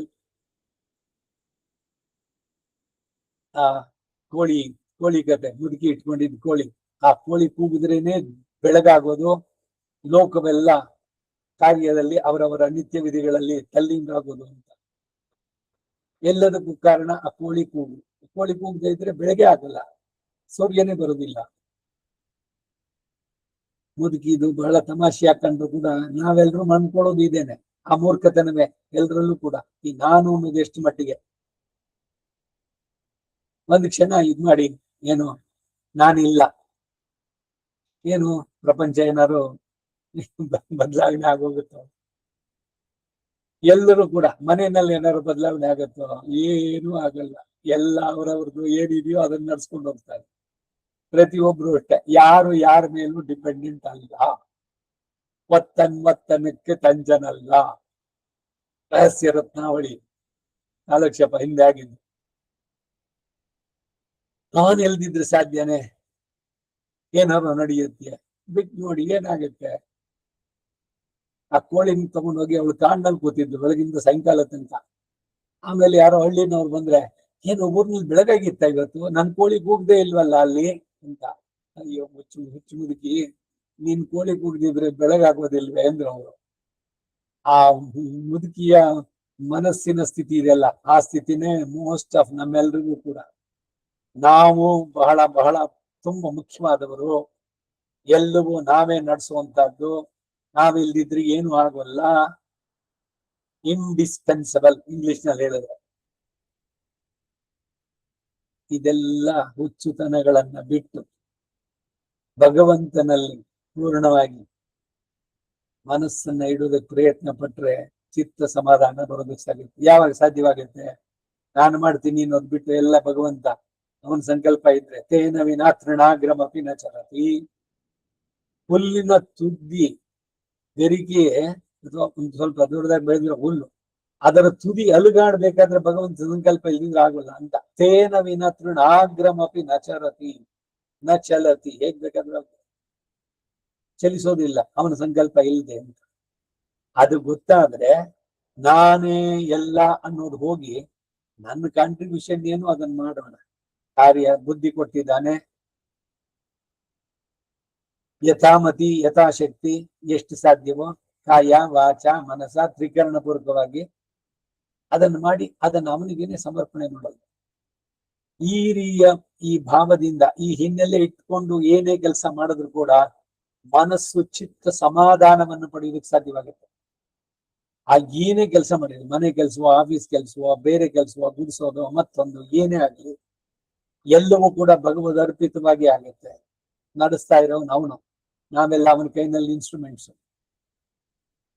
ಈ ಭಾವದಿಂದ ಮಾಡಿದಾಗ ಮನಸ್ಸಿನಲ್ಲಿ ಆ ಸ್ಟ್ರೆಸ್ಸು ಆ ಆಂಗ್ಸೈಟಿ ಎಲ್ಲ ಹೋಗುತ್ತೆ, ಟೆನ್ಷನ್ನು ಏನು ಇರ್ಲಿಕ್ಕಿಲ್ಲ. ಎಲ್ಲವನ್ನೂ ನಡೆಸೋನವನು ಬುದ್ಧಿ ಪ್ರಚೋದನೆ ಮಾಡಿ ಈ ಕೆಲಸವನ್ನು ಇವತ್ತು ನಡೆಸೋದಕ್ಕೆ ಪ್ರೇರಣೆ ಮಾಡಿದವ ನೀನು. ಮುಗಿಸ್ಕೊಟ್ಟಿಯಾ? ಅದು ನಿನಗೇನೆ.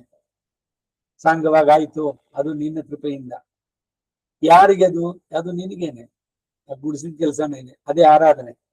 ಯದ್ಯತ್ ಕರ್ಮ ಕರೋಮಿ ತತ್ತದ ಕಿಲಂ ಶ್ರೀಮನ್ನಾರಾಯಣ ತವ ಆರಾಧನ. ಆ ಭಾವದಿಂದ ಮಾಡಿದ್ರೆ ಎಲ್ಲವೂ ಕೂಡ ಈ ಹಿನ್ನೆಲೆಯನ್ನ ಇಟ್ಟುಕೊಂಡು ಮಾಡಿದಾಗ ಮನಸ್ಸು ತಾನಾಗೇನೆ ಒಂದು ಸ್ಥಿರವಾಗಿ ಇರೋದಕ್ಕೆ ಸಾಧ್ಯವಾಗುತ್ತೆ. ಚಂಚಲತೆ ದೂರವಾಗೋದಕ್ಕೆ ಸಾಧ್ಯವಾಗುತ್ತೆ. ಚಿತ್ತ ಚಂಚಲ ಹೋಗಿ ಸಮಾಧಾನ ಉಂಟು ಮಾಡಿಕೊಳ್ಳೋದು. ಈಗ ಈ ಶ್ಲೋಕದ ಹೇಳುವುದು ಆ ಚಿತ್ತ ಚಂಚಲೆ ಸಮಾಧಾನ ಉಂಟುಕೊಳ್ಳೋದು ಸ್ವಲ್ಪ ಕಷ್ಟವಾದ್ರೆ ಅದಕ್ಕೆ ಸುಲಭವಾಗಿ ಸಾಧನ ಉಪಾಯವನ್ನು ಹೇಳ್ತೇನೆ ಎಂದು ಪರಮ ಕೃಪೆಯಿಂದ ಹೇಳುತ್ತಾರೆ ಅಂತಾಗ್ಲೇ ಈ ಸಂಗತಿಯನ್ನು ಹೇಳ್ಬೋದು. ಸಂಗತಿ ಅಂದ್ರೆ ಸಂಬಂಧ. ಅದಕ್ಕೆ ಹಿಂದಿನ ಶ್ಲೋಕಕ್ಕೂ ಇದಕ್ಕೂ ಮನಸ್ಸನ್ನ ಪರಮ ಪುರುಷನಾದ ನನ್ನಲ್ಲಿ ನಿಲ್ಲಿಸುವುದು ಹೇಗೆ ಸಾಧ್ಯ ಎಂಬ ಸಂದೇಹದಿಂದಲ್ಲವೇ ಯಾವ ಉಪಾಸನೆಯನ್ನು ಕೈಗೊಳ್ಳಿ ಎಂದು ನೀನು ನನ್ನನ್ನ ಪ್ರಶ್ನೆ ಮಾಡಿದ್ದೆ. ಆದರೂ ನನ್ನಲ್ಲೇ ಮನಸ್ಸನ್ನಿಟ್ಟೇ ತೀರಬೇಕು ಎಂದು ಪುನಃ ಮಯಿ ಏವ ಮನ ಆದತ್ಸ್ವ ಅನ್ನೋದೇ ನನ್ನ ಉತ್ತರ. ನನ್ನಲ್ಲೇ ಮನಸ್ಸನ್ನ ಇಡು ಅಂದ್ರೆ ಬೇರೆ ಎಲ್ಲ ಮನಸ್ಸಿನಲ್ಲಿ ಇನ್ಯಾವುದು ಬರೋದು ಬೇಡ, ತೆಗಿ ಎಲ್ಲದನ್ನು. ನಿದ್ದೆ ಮಾಡೋದು ಕಷ್ಟಪಡ್ತಾರೆ ಬಹಳ ಜನ. ರಾತ್ರಿ 12 ಗಂಟೆ ಆಯ್ತು, 12 ಗಂಟೆಗೆ ಅಲಾರಾಮ್ ಹೊಡೀತು, ಅಲ್ಲೆಲ್ಲೋ 2ನೇ ರಸ್ತೆನಲ್ಲಿ ನಾಯಿ ಕೂಗ್ತು, ಇನ್ಯಾವುದೋ ವಾಹನ ಹೋಗಿದ್ ಶಬ್ದ. ಇವೆಲ್ಲ ಯಾಕಾಗತ್ತೆ? ಯಾಕೆ ನಿದ್ದೆ ಬರೋಲ್ಲ? ಪುತ್ತೂರ್ನಲ್ಲಿ ಒಬ್ರು ಅಜ್ಜ ಅಂತಿದ್ರು, ಇದು ಕೂಡ ಹಿಂದೆನೂ ಹೇಳಿದ್ದೆ ನಾನು. ನಿದ್ದೆ ಮಾಡೋದನ್ನ ಹೇಳ್ಬೇಕನ್ನ ತೆಗಿ ಅಂತನ್ನೋರು. ನಿದ್ದೆ ಮಾಡೋದು ಹೇಗೆ? ನೀವು ನಿದ್ದೆ ಮಾಡಬೇಕು ಅಂತ ಹೋದಾಗ ಶಯನ ವಿಧಿ ನಿತ್ಯ ವಿಧಿನಲ್ಲಿ ಹೇಳೋದು, ಕೈ ಕಾಲು ತೊಳ್ಕೊಂಡು ಕಾಲನ್ನೆಲ್ಲ ಚೆನ್ನಾಗಿ ಉರಿಸ್ಕೊಂಡು ಪೂರ್ಣ ಮಣಗಿರ್ಬೇಕು ಕಾಲು. ಹಾಸಿಗೆ ಮೇಲೆ ಮಲಗದೆ ಕೈ ಎಲ್ಲವನ್ನು ಕೂಡ ಶವಾಸನ ಅಂತ ಯೋಗದಲ್ಲಿ ಹೇಳೋದಾದ್ರೆ ಎಲ್ಲೂ ಟೆನ್ಷನ್ ಇರಬಾರ್ದು, ಎಲ್ಲವನ್ನು ಪೂರ್ಣವಾಗಿ ಕೊಡೋದು. 4 ಡೀಪ್ ಬ್ರೆಸ್ ತಗೊಳ್ಳಿ. ಭಗವಂತ, ಈ ತಲೆದಿಂಬು ನಿನ್ನ ತೊಡೆ, ನಾನು ನಿನ್ನ ಮಗು. ಎಷ್ಟೇ ವಯಸ್ಸಾಗಿರ್ಲಿ, 80 ವರ್ಷ 90 ವರ್ಷ ಆದ್ರೂ ಕೂಡ ನಾವು ಭಗವಂತನ ಮಕ್ಕಳೇ. ಈಗ ನಮ್ಮ ಮಕ್ಕಳು ದೊಡ್ಡವರಾದ್ರೂ ಕೂಡ ಅವರೇನು ನಮ್ಗೆ ತಂದೆ ಆಗ್ತಾರ? ಎಷ್ಟು ದೊಡ್ಡವನಾದ್ರೂ ನಮ್ಮ ಮಗನೇನೆ ತಾನೆ. ಹಾಗೆ ಭಗವಂತನ ಮುಂದೆ ನಾವು ಮಕ್ಕಳು. ಹಾಗೆ ಇಟ್ಕೊಂಡು, ಹೇ ಭಗವಂತ, ಎನ್ನಪ್ಪನ್ ಪೊನ್ನಪ್ಪನ್ ಮುತ್ತಪ್ಪನ್ ಮಣಿಯಪ್ಪನ್ ತನ್ನೊಪ್ಪಾರಿಲೊಪ್ಪನ್ ಶ್ರೀಯಪ್ಪತಿಯೇ ಮಾತಾದೇವಿ ತ್ವಮಸಿ ಭಗವಾನ್ ವಾಸುದೇವ ಪಿತಾಮೇ ಇವೆಲ್ಲ ನೆನೆಸ್ಕೊಂಡು ನಿನ್ನಲ್ಲಿ ಇವತ್ತು ಬೆಳಗಿನಿಂದ ನೀನು ಏನೇನು ಹೇಳಿದ್ಯೋ, ಯಾವುದನ್ನ ನನ್ನಿಂದ ಮಾಡಿಸಿದ್ಯೋ, ಬೆಳಗ್ಗೆ ಎದ್ದ ಕ್ಷಣದಿಂದ ಈಗ ಮಲಗೋ ತನಕ ಮಾಡಿದ್ದೆಲ್ಲವನ್ನೂ ಕೂಡ ನಿನಗೆ ಸಮರ್ಪಣೆ ಮಾಡ್ತಾ ಇದ್ದೇನೆ. ನಾನೀಗ ಮಲಗ್ತೇನೆ ನಿನ್ನ ತೊಡೆ ಮೇಲೆ. ನಾಳೆ ಇದು ಹೆಂಗೆ, ಅವ್ರು ಹೆಂಗೆ, ಇವ್ರು ಹೆಂಗೆ, ಅದು ಯಾವ ಚಿಂತನೆಗೂ ನೀವು ಅವಕಾಶ ಕೊಡಬಾರ್ದು ಮನಸ್ಸಿನಲ್ಲಿ. ಕತೆ ಎಲ್ಲದನ್ನು ನಿಮ್ಮ ಉಸಿರಾಟದ ಕಡೆ ಗಮನ ಮಾಡಿ, ಭಗವಂತನ ಧ್ಯಾನಿಸ್ಕೊಳ್ಳಿ. ರಾಮಸ್ಕಂದಂ ಹೇಳಿ 4 ಡೀಪ್ ಬ್ರೆತ್ಸ್ ತಗೊಂಡ್ರೆ ನೀವು ನಿದ್ದೆ ಹೋಗ್ಬಿಡಿ. ಬಹಳ ಸುಲಭ ನಿದ್ದೆ ಮಾಡೋದು, ಕಷ್ಟ ಅಲ್ಲ. ಅದು ಬಿಟ್ಟು ಮಲಗಿದ ತಕ್ಷಣ ಅಯ್ಯೋ ನಾಳೆ ಏನಾಗುತ್ತೋ, ಅಲ್ಲೆಲ್ಲೋ ಹೋಗ್ಬೇಕಾಗಿತ್ತು, ಏನ್ ಅಡಿಗೆ ಮಾಡ್ಬೇಕು, ಅದ್ರದ್ದೇನು, ಆ ಮಗಂದು ಇಲ್ಲ ಅಮೆರಿಕಾದಲ್ಲಿ ಇದ್ದಾನೆ, ಆ ಮೊಮ್ಮಗಳಿಗೆ ಅನ್ನೋ ಜ್ವರ ಜ್ವರ ಇರಲಿಲ್ಲ, ಹೆಂಗಿತ್ತು ಈಗ. ಆ ರಾತ್ರಿ ಕೂತ್ಕೊಂಡಾಗ ನಿಮ್ಗೆ ಒಂದಾದ್ಮೇಲೆ ಒಂದ್ ಬರುತ್ತೆ. ಆ ಥಾಟ್ಗೆ ಇನ್ನೊಂದು ಏನಾಗಿರ್ಬೋದು, ಆಸ್ಪತ್ರೆಗೆ ಹೋಗಿದ್ರ, ಇನ್ಫಾರ್ಮೇಶನ್ ಬರ್ಲಿಲ್ಲ, ಇನ್ನೇನು ಟೆನ್ಷನ್. ಹೀಗೆ ಅದು ಎಳಿತಾ ಹೋದ್ರೆ ಬೆಳಗ್ಗೆನೂ ಆಗ್ಬಿಡತ್ತೆ. ಆ ಕಂಟಿನ್ಯೂಟಿ ಅದು ಬರಬಾರ್ದು, ಕತ್ತರಿಸ್ಬಿಡ್ಬೇಕಲ್ಲ, ನಿಲ್ಲಿಸ್ಬೇಕು. ಮಾನಸಿಕವಾಗಿ ಬೇಡ ಅದು. ಭಗವಂತನ ಧ್ಯಾನದ ಕಡೆಗೆ ಬಾಡಿ. ಈ ಸಂಬಂಧಗಳು ಅಥವಾ ಇನ್ನೇನೋ ಕೆಲಸಗಳು ಯಾವುದು ನಿಮ್ಮ ಮನಸ್ಸಿನ ಮೇಲೆ ಹೆಚ್ಚಿಗೆ ಪ್ರಭಾವ ಬೀಳ್ತಾ ಇದೆಯೋ ಅದನ್ನ ಬಿಟ್ಬಿಡಿ. ನಾಳೆ ದಿವಸ ಏನಾಗುತ್ತೋ, ನಾಳೆ ಏನ್ ಅಡಿಗೆ ಮಾಡ್ಬೇಕು, ನಾಳೆ ಯಾರೆಷ್ಟು, ಎಲ್ಲ ನಾಳೆ ನೋಡ್ಕೊಂಡು ಈಗ ಮಲಗ್ತಾ ಇದ್ದೀವಿ, ಮಲಗು ಅಂತ ಮನಸ್ಸಿನಿಂದ ಎಲ್ಲವನ್ನು ತೆಗಿಬೇಕು ಪ್ರಾಕ್ಟಿಕಲಿ. ಹಾಗೆ ಮಾಡಿ ಮಲಗಿದ್ರೆ ಖಂಡಿತ ನಿದ್ದೆ ಬರುತ್ತೆ.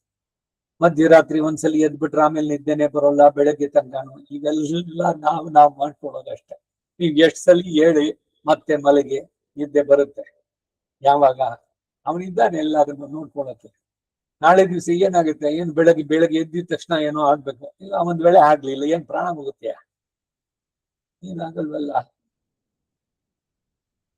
ಕೆಲಸದಲ್ಲಿ ಇರೋರು ಅಥವಾ ಕೆಲಸದಲ್ಲಿ ಇಲ್ದಲೇ ಇರೋರು ಎಲ್ರಿಗೂ ಹೇಳ್ತಾ ಇರೋದು, ಯಾವುದು ಕೂಡ ಬಹಳ ಏನೋ ತುಂಬಾ ಅಯ್ಯೋ ಆಗ್ದಿದ್ರೆ ಆಗದೇ ಇಲ್ಲ, ಏನು ಬೇಡ, ನಾಳೆ ವಿಚಾರ ಬೇಡ, ಪೂರ ಲಾಕ್ ಇಟ್ ಕಂಪ್ಲೀಟ್. ನಿದ್ದೆ ಮಾಡಿ. Sleep like a child, God is away. ಮನಸ್ಸಿಗೆ ಇವೆಲ್ಲ ಎಕ್ಸರ್ಸೈಸ್ಗಳು ನಾವು ಮಾಡ್ಬೇಕಾದ್ರೆ. ಮೈಯೇವ ಮನ ಆದಸ್ವ, ಅದು ನಿನಗೆ ನಿಲ್ಸುವುದು ಕಷ್ಟ ಆದ್ರೆ ಏನ್ ಮಾಡ್ಲಿ ಅಂದ್ರೆ ಅದಕ್ಕೆ ಹೇಳ್ತಾನೆ, ನನ್ನಲ್ಲೇ ಮನಸ್ಸಿಟ್ಟೇ ತಿರಬೇಕು ಅಂತ. ಪುನಃ ಮೈಯೇವ ಮನ ಆದಸ್ವ ಎನ್ನುವುದೇ ನನ್ನ ಉತ್ತರ. ಕಣ್ಣು, ಕಿವಿ, ನಾಲಿಗೆ ಮೊದಲಾದ ಇಂದ್ರಿಯಗಳೆಲ್ಲ ಪ್ರೀತಿಕರವಾದ ಐಹಿಕ ಭೋಗಗಳಲ್ಲೇ ಪ್ರವರ್ತಿಸುವ ಹಾಗೆ ಮನಸ್ಸು ಮಾಡುತ್ತೆ ಅಲ್ವೇ.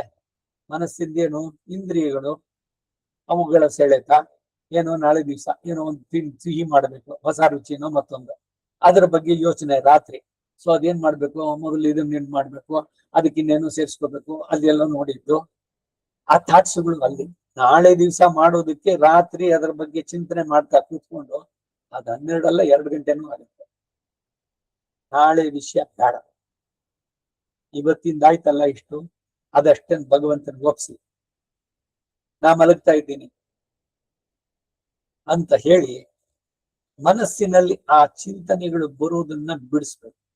ಅದಕ್ಕೇನು ಅಂದ್ರೆ ಮನಸ್ಸನ್ನ ಭಗವಂತನಲ್ಲಿ ತೊಡಗಿಸಿ ಇಷ್ಟವಾದ ಸ್ತೋತ್ರವನ್ನು, ಭಗವಂತನ ಧ್ಯಾನವನ್ನು ಇದ್ ಮಾಡಿ. ಎಲ್ಲ ಹಿಂದೆ ಉಪನ್ಯಾಸದಲ್ಲಿ ಕೂಡ ಹೇಳ್ತಾ ಇದ್ದೀನಿ ನಾನು, ಏನು ಅಂದ್ರೆ ಶ್ರೀ ಭಾಷೆ ಪುಸ್ತಕ ಇಟ್ಕೊಳ್ಳಿ ಪಕ್ಕದಲ್ಲಿ. ಅಥಾತೋ ಬ್ರಹ್ಮ ಜಿಜ್ಞಾಸ ಅಂತ ಶುರುವಾಗುತ್ತೆ. ಅಥಾತೋ ಬ್ರಹ್ಮ ಜಿಜ್ಞಾಸ ಅಂದ್ರೆ ಏನು, ಅಥ ಅಂದ್ರೆ ಏನು ಅಲ್ಲಿ, ಅನಂತರ ಅಥ ಭಕ್ತಿಂ ವ್ಯಾಖ್ಯಾಸ್ಯಾಮ, ನಾರದ ಭಕ್ತಿ ಸೂತ್ರ. ಅಥಃ ಆಮೇಲೆ, ಯಾವ ಆಮೇಲೆ, ಏನಾದ್ಮೇಲೆ ಇದು ಈ ಚರ್ಚೆ. ಸೊ ಅದು ತಲೆಗೆ ಹೋಗಲ್ಲ, ಏನು ಹಿಂದೆ ಮುಂದಿಂದೆ ಎಲ್ಲ ಇಲ್ಲ. ಒಂದು ಪುಟ ಕಷ್ಟಪಟ್ಟು ಓದೋದಕ್ಕೆ ಹೋಗಿ ನಿದ್ದೆ ಬರುತ್ತೆ, ಪುಸ್ತಕ ಮಡ್ಚಿಟ್ಬಿಟ್ಟು ಮಲ್ಕೊಳ್ಳಿ. ಅಂದ್ರೆ ಶ್ರೀ ಭಾಷ್ಯ ಕಲಿಬಿಡಿ ಅಂತ ಕೇಳ್ತಾ ಇಲ್ಲ, ಇದು ಅಪಚಾರ. ರಾಮಾನುಜರು ಹೇಳಿದ್ ಮೊದಲು ಶ್ರೀ ಭಾಷ್ಯ ಪ್ರತಿಯೊಬ್ರು ಕಾಲಕ್ಷೇಪ ಮಾಡ್ಬೇಕು, ಅಧ್ಯಯನ ಅಧ್ಯಾಪನ. ಅದು ಆಗೋಲ್ಲ. ಶ್ರೀ ಭಾಷ್ಯ ಸಂಸ್ಕೃತ ಕಷ್ಟ ಅಂದ್ರೆ ದಿವ್ಯ ಪ್ರಬಂಧ, ಈಗ ಒಂದೊಂದೇ ಅವ್ರು ಹೇಳ್ತಾ ಬಂದ ಅವಶ್ಯವಾಗಿ. ಸೊ ಗ್ರಂಥಕ್ಕೆ ಅಪಮಾನ ಅಲ್ಲ, ನಿದ್ದೆ ಬರೋದಕ್ಕೆ ಹೇಳಿದ್ದಷ್ಟೇ. ಯಾವುದೋ ಒಂದು ವಿಷಯ ಮನಸ್ಸಿಗೆ ಯಾವ್ದು ಇಷ್ಟ ಇಲ್ವೋ ಅದನ್ನ ಇಟ್ಕೊಂಡ್ರೆ ಮುಂದೆ ಈಸಿಯಾಗಿ ಬರುತ್ತೆ ನಿದ್ದೆ. ಇನ್ ಸಾಮಾನ್ಯವಾಗಿ ಎಲ್ರಿಗೂ ಬಹಳ ಸುಲಭವಾಗಿ ನಿದ್ದೆ ಬರೋದೇನು ಅಂದ್ರೆ ಅಧ್ಯಾತ್ಮ. ಎಂದಮೋ ಅದೇ ನನ್ ಪೋಯಿ ಉಟ್ಕೊಂಡ್ಬಿಟ್ಟಾಕ ಅವ ಅವ ಕಾಲಕ್ಷೇಪ ಬಂದು ನಿದ್ದೆ ಚೆನ್ನಾಗಿ ಬಂತು. ಮನೆಯಲ್ಲೆಲ್ಲ ಪೂರ ಕೆಲಸಗಳು ಅದೆಲ್ಲ ಮಾಡಿ ಸುಸ್ತಾಗಿರುತ್ತೆ ದೈಹಿಕವಾಗಿ ಮಾನಸಿಕವಾಗಿ. ಅಲ್ಲಿ ಅವ್ರು ಹೇಳೋ ವಿಷಯ ಏನೋ ಕಬ್ಬಿಣದ ಗಡ್ಲೆ ಯಾವುದೋ ನೋವು ಶುರು ಮಾಡೋದು ಚರ್ಚೆ, ಅದಕ್ಕೊಂದು ಪ್ರತಿವಾದಗಳು. ಸರಿ ನೀವ್ ಮಾಡ್ಕೊಳ್ಳಿ, ನಾನು ನಿದ್ದೆ ಮಾಡ್ತೀನಿ ಆರಾಮಾಗಿ ಅಂತ. ಹೀಗೆ ಮನಸ್ಸನ್ನ ಹೇಗೆ ಮ್ಯಾನೇಜ್ ಮಾಡುದು ಅದನ್ನ ಇಲ್ಲಿ ತುಂಬಾ ಚೆನ್ನಾಗಿ ಹೇಳ್ತಾ ಇದ್ದಾರೆ. ಬಹುಕಾಲದಿಂದ ಬಂದ ಉಪಭೋಗಗಳಲ್ಲಿ ಮನಸ್ಸು ಓಡದೆ ನಿಮ್ಮಲ್ಲಿ ಹೇಗೆ ಸ್ಥಿರವಾಗಿ ನಿಂತೀತು? ಅದು ಒಂದು ದಿವಸದ್ದ ಇದು? ಎಷ್ಟು ಜನ್ಮಗಳಿಂದ ಬಂದಂತದ್ದು ಈ ಇಂದ್ರಿಯಗಳು. ಆ ಇಂದ್ರಿಯಗಳ ಬಳಗ್ಗೆ ನಮಗೆ ಬಯಕೆಗಳು, ಸೆಳೆತ, ஐம்புலன்கள் அடக்கி என்றும் நான் அதற்கஞ்சி ஆண்டாவன் காண்பதோர் அருள் என கருளுது ஏல் வெண்டேன் ಮನೆ வாழ்க்கையை ತಿರುವಿನ್ನಾರ್ ಮೇಯವನೇ. ಬರೀ ತಿನ್ನೋದಕ್ಕೆ ಅಂತ ಇಲ್ಲ, ಏನೋ ವಿಷಯ, ಏನೋ ನ್ಯೂಸ್, ಕರೆಂಟ್ ಅಫೇರ್ಸ್, ಏನ್ ತಿಳ್ಕೊಂಡು ಏನಾಗಬೇಕಾಗಿದೆ? ತಮಿಳ್ನಾಡು ಅವನ್ ಬಂದು ಮುಖ್ಯಮಂತ್ರಿ ಆಗ್ತಾನೋ ಇಲ್ಲ ಇನ್ಯಾರಾಗ್ತಾನೋ, ನಮ್ಗೇನಾರು ಮದುವೆಗೇನಾರು ಆಗುತ್ತೇನೋ? ಲೋಕದ ವಿಷಯದ ಬಗ್ಗೆ ತುಂಬಾ ತಲೆ ಕೆಡಿಸ್ಕೊಳ್ಳೋದು ಬೇಕಿಲ್ಲ. ಎಲ್ಲ ಅಪ್ ಟು ಡೇಟ್ ಆಗಿ ಸರಿ ನಾಲೆಡ್ಜ್ ಎಲ್ಲ ಕರೆಂಟ್ ಅಫೇರ್ಸ್ ಎಲ್ಲ ಬಹಳ ಚೆನ್ನಾಗಿ ತಿಳಿದಿದೆ. ಎಲ್ಲ ಇನ್ಫಾರ್ಮೇಶನ್ ಅಪ್ಡೇಟ್ ಇಟ್ಕೊಂಡಿದ್ದಾರೆ. ಏನ್ ಭಗವಂತ ಸಿಗ್ತಾನೆ ಅವ್ರಿಗೆ? 4 ಜನರಲ್ಲಿ ನೋಡ್ರಿ, ಅವ್ರು very much updated with general knowledge. ಅವ್ರ ಹತ್ರ ಒಂದು ಸರ್ಟಿಫಿಕೇಟ್, ಅದು ಬಿಟ್ರೆ ಇನ್ನೇನಾದ್ರು ಸಿಗುತ್ತೋ? ನೆನ್ನೆ ಹೇಳಿದ್ನಲ್ಲ, 25 ವರ್ಷದ ಸಾಧನೆ ಜಲಸ್ತಂಭ ಕಲಿತು ರಾಮಕೃಷ್ಣ ಪರಮಹಂಸ ಮುಂದೆ ಕೂತ್ಕೊಂಡು ಅವನು ನೀರಿನ ಮೇಲೆ ನಡೆದು ಹೋಗಿ ಆ ಕಡೆಗೆ ಗಂಗಾ ನದಿಯಿಂದ ಈ ಕಡೆ ಬಂದ. ಇವ್ರ ನಗ್ತಾ ಹೇಳಿದ್ರು, ನೀನು 25 ವರ್ಷ ಸಾಧನೆ ಮಾಡಿದ್ದನ್ನ ಆ ದೋಣಿ ದಾಟ ಅವನಿಗೆ 25 ಪೈಸಾ ಕೊಟ್ಟಿದ್ದೆ, ಇಲ್ಲಿಂದ ಅಲ್ಲಿ ತೋರಿಸ್ಬಿಟ್ಟಿದ್ಯಾ, ಏನ್ ನೀನ್ ಸಾಧಿಸಿದ್ದು ಅಂತ. ಹಾಗೆ ಈ ಎಲ್ಲ ವಿಷಯಗಳು, ಸುಮ್ಮನೆ ಒಂದೆರಡು ಉದಾಹರಣೆಗಳು ಹೇಳಿದ್ದು, ಎಲ್ಲವನ್ನೂ ಕೂಡ ಅಷ್ಟೆ, ಯಾವುದು ನಮಗ್ ಪ್ರಧಾನವಾಗಬಾರ್ದು. ಯಾವ್ದಾಗ ಪ್ರಧಾನ ಅಂದ್ರೆ ಭಗವಂತ, ಅವನು ತುಂಬ ಪರಮ ಪ್ರಿಯನಾದವನು, ಅವನ ಬಗ್ಗೆ ತಿಳಿಯಬೇಕು ಅನ್ನೋದು ಬರಬೇಕು. ಮನಸ್ಸನ್ನ ಅವನಲ್ಲಿ ತೊಡಗಿಸಿದರೆ ಸಾಧ್ಯವಾಗತ್ತೆ. ನನ್ನನ್ನ ಧ್ಯಾನಿಸು, ಉಪಾಸಿಸು ಅಂತೀರಿ, ಇದಕ್ಕೆ ಮನಸ್ಸು ನಿಮ್ಮಲ್ಲೇ ಸ್ಥಿರವಾಗಿ ನಿಲ್ಬೇಕು ಅನ್ನೋದು ಹೇಗೆ ಸಾಧ್ಯ ಎಂದು ಕ್ಲೇಶ ಪಡುತ್ತಿರುವ ಅರ್ಜುನನನ್ನ ಕುರಿತು ಕೃಪಾಂಬೋಧಿ, ಕೃಪಾಸಾಗರ, ಕರುಣಾನಿಧಿ ಆದಂತಹ ಶ್ರೀಕೃಷ್ಣ ತನ್ನಲ್ಲೇ ಮನಸ್ಸನ್ನ ನಿಲ್ಲುವ ಹಾಗೆ ಮಾಡಲು ಉಪಾಯಗಳನ್ನ ಉಪದೇಶಿಸ್ತಾರೆ. ನೋಡಿ, how to train the mind concentration. Krishna ಹೇಳ್ತಾ ಇದ್ದಾನೆ ಅರ್ಜುನನಿಗೆ, ಅವನನ್ನು ವ್ಯಾಜವಾಗಿಟ್ಕೊಂಡು. ಅಥ, ಹಿಂದೆ ಹೇಳಿದ್ದು ಸಾಗದೆ ಇದ್ರೆ ಏನು, ಮಯ್ಯೇವ ಮನ ಆದತ್ಸ್ವ ಅನ್ನೋದು ನಿನಗಾಗದೆ ಇದ್ರೆ ಇನ್ನು ಹೇಳ್ತೇನೆ ಕೇಳು ಎಂಬ ತಾತ್ಪರ್ಯದಿಂದ ಅಥ, ಇಲ್ಲಿ ಅಥಾತೋ ಬ್ರಹ್ಮ ಜಿಜ್ಞಾಸ ಅಂತ ಹೇಳಿದಿಲ್ಲ, ಹಾಗೆ ಅಥ ಚಿತ್ತಂ ಸಮಾಧಾತು, ನಿನ್ಗೆ ಅದು ಸಾಧ್ಯವಾಗದಿದ್ರೆ ಅದಕ್ಕೆ ಆ ಅಥ ಶಬ್ದ.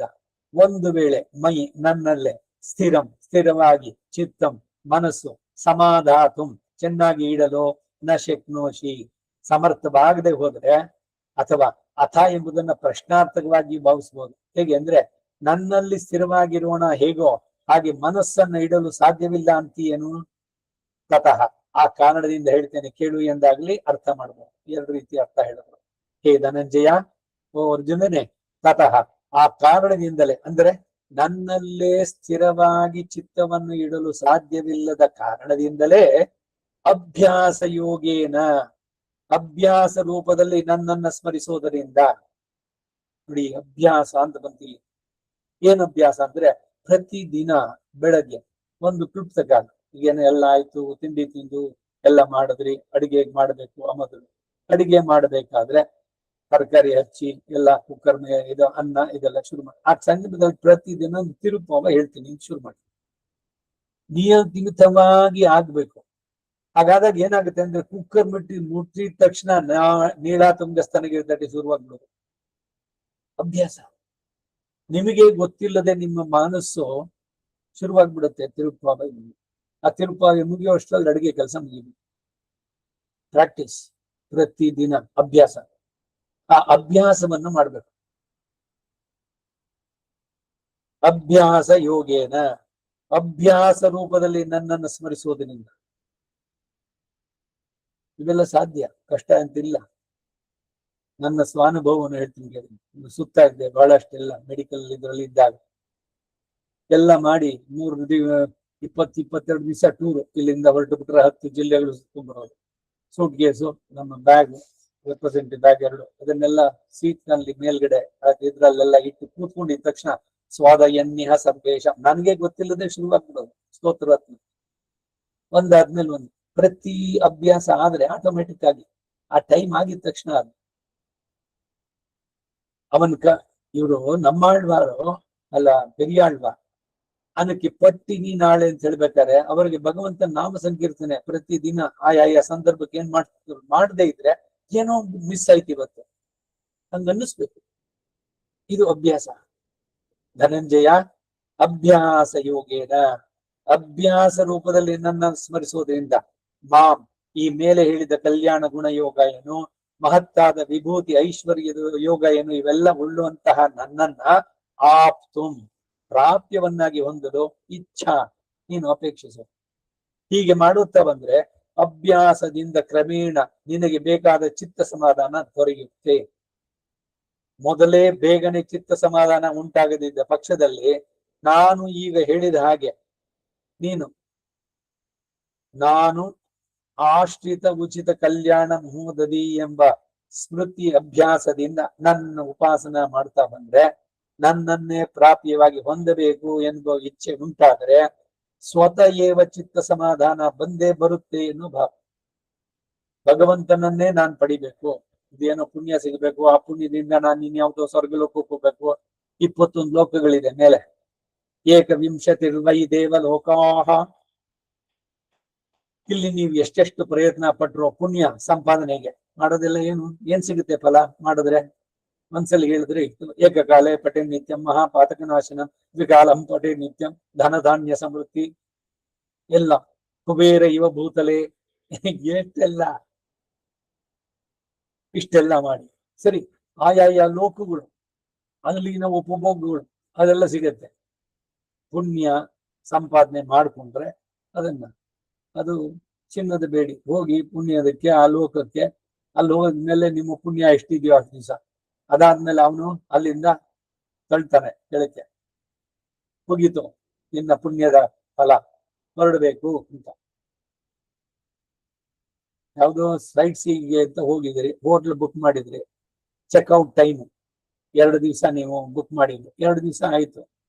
ಆ ಟೈಮ್ 11 ಗಂಟೆಗೆ ಏನು ಅಂತಂದ್ರೆ ಅವ್ನು ಬರ್ತಾನೆ, ಖಾಲಿ ಮಾಡಿದ್ರ ಇಲ್ಲ ಚೆನ್ನಾಗಿದೆ ರೂಮು, ನಾನಿಲ್ಲೇ ಕೂತಿರ್ತೀನಿ ಬಿಡ್ತಾನೆ ಅವನು. ಹಾಗೆ ಎಲ್ಲ ತೃಪ್ತವಾಗಿ ಆ ರೀತಿ ನನ್ನನ್ನೇ ಪಡಿಬೇಕು ಅನ್ನುವ ಬಯಕೆಯಿಂದ ಇವುಗಳನ್ನೆಲ್ಲ ನೀನ್ ಮಾಡಿದ್ರೆ ಅಭ್ಯಾಸ, ಆದ್ದರಿಂದ ನೀನು ಚಿತ್ತ ಸಮಾಧಾನ ಹೊಂದುವುದಕ್ಕೆ ಸಾಧ್ಯವಾಗತ್ತೆ ಅಂತ ಕೃಷ್ಣ ಹೇಳ್ತಾ ಇದ್ದಾನೆ. ಭಾಷ್ಯದಲ್ಲಿ ನಿರತಿಶಯ ಪ್ರೇಮ ಗರ್ಭ ಸ್ಮೃತಿ ಅಭ್ಯಾಸ ಯೋಗ ಎಂದು ಇದಕ್ಕೆ ವ್ಯಾಖ್ಯಾನ ಮಾಡಿ, ಮಾಂ ಎಂಬುದರ ವ್ಯಾಖ್ಯಾನದಲ್ಲಿ ಅನೇಕ ಕಲ್ಯಾಣ ಗುಣಗಣಗಳಿಗೆ ನಿಧಿ ಎಂದು ವ್ಯಾಖ್ಯಾನ ಮಾಡಿದ್ದಾರೆ. ಇದರಿಂದ ತಸ್ಮಿನ್ ಯದಂತಸ್ತದುಪಾಸಿತವ್ಯಂ ಯದ್ವೇದಾದೋ ಸ್ವರ ಪ್ರೋಕ್ತೋ ವೇದಾಂತೆ ಚ ಪ್ರತಿಷ್ಠಿತಃ ತಸ್ಯ ಪ್ರಗತಿಲೀನಸ್ಯ ಯಃ ಪರಸ್ಸ ಮಹೇಶ್ವರಃ. ಎಷ್ಟು ಸುಂದರವಾಗಿದೆ ತೈತಿರಿಯ ನಾರಾಯಣ ಉಪನಿಷತ್ತು. ತಸ್ಮಿನ್ ಯದಂತಸ್ ತದ್ ಅನ್ವೇಷ್ಟವ್ಯಂ, ಛಾಂದೋಗ್ಯ ಉಪನಿಷತ್ತು 8:8-1.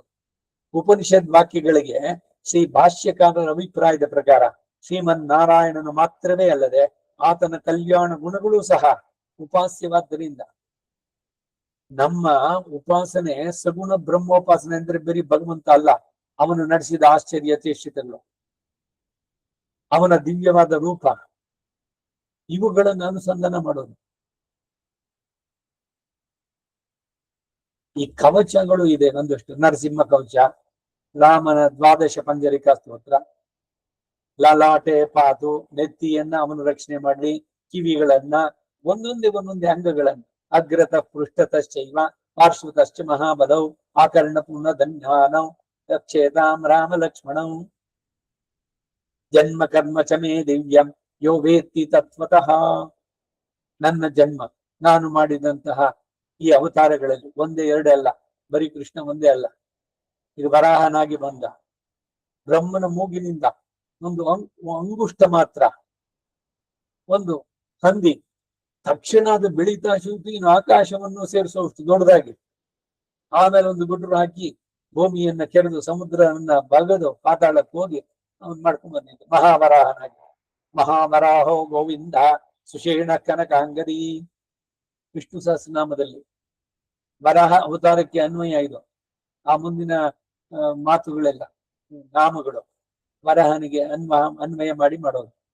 ಹೀಗೆ ಒಂದೊಂದೇನೆ ಪರ ವ್ಯೂಹ ವಿಭವ ಹಾರ್ದ ಅರ್ಚ ಎಲ್ಲದರಲ್ಲೂ ಕೂಡ ಭಗವಂತನು ನಡೆಸಿದ್ದಂತ ಅವನ ಲೀಲೆಗಳು, ಅವನ ಸ್ವರೂಪ, ಅವನು ಇದ್ದದ್ದು, ಇವುಗಳ ಬಗ್ಗೆ ಚಿಂತನೆ, ಅದನ್ನ ಕೇಳಬೇಕು ಅನ್ನುವ ಬಯಕೆ, ಮತ್ತೆ ಮತ್ತೆ ಕೇಳೋಣ, ಇನ್ನೊಂದಷ್ಟು ಕೇಳೋಣ ಅನ್ನೋದನ್ನ ಬೆಳೆಸ್ಕೊಂಡು ಬಂದ್ರೆ ಪ್ರಾಪಂಚಿಕವಾದ ವಿಷಯಗಳು ತಲೆಗೆ ಹೋಗೋಲ್ಲ. ಈ ಸೀರಿಯಲ್ಲೋ ಮತ್ತೊಂದೋ ಅದ್ದೋ ಇದ್ದೋ ಅದರ ಕಡೆ ಚಿಂತನೆ ಇವುಗಳೆಲ್ಲ ಕಡಿಮೆ. ಅದಕ್ಕಾಗಿ ಇದೆಲ್ಲ ಮೊದಲು ಬಿಡಿ, ಅದನ್ನ ಹೆಚ್ಚಿಸ್ಕೊಳ್ಳಿ. ಇದನ್ನ ಬಿಟ್ರೆ ಅದನ್ನ ಬರುತ್ತೆ ಸುಲಭವಾಗಿ.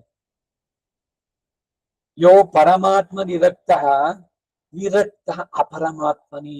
ಎಷ್ಟು ಸುಂದರವಾಗಿದೆ ನೋಡಿ.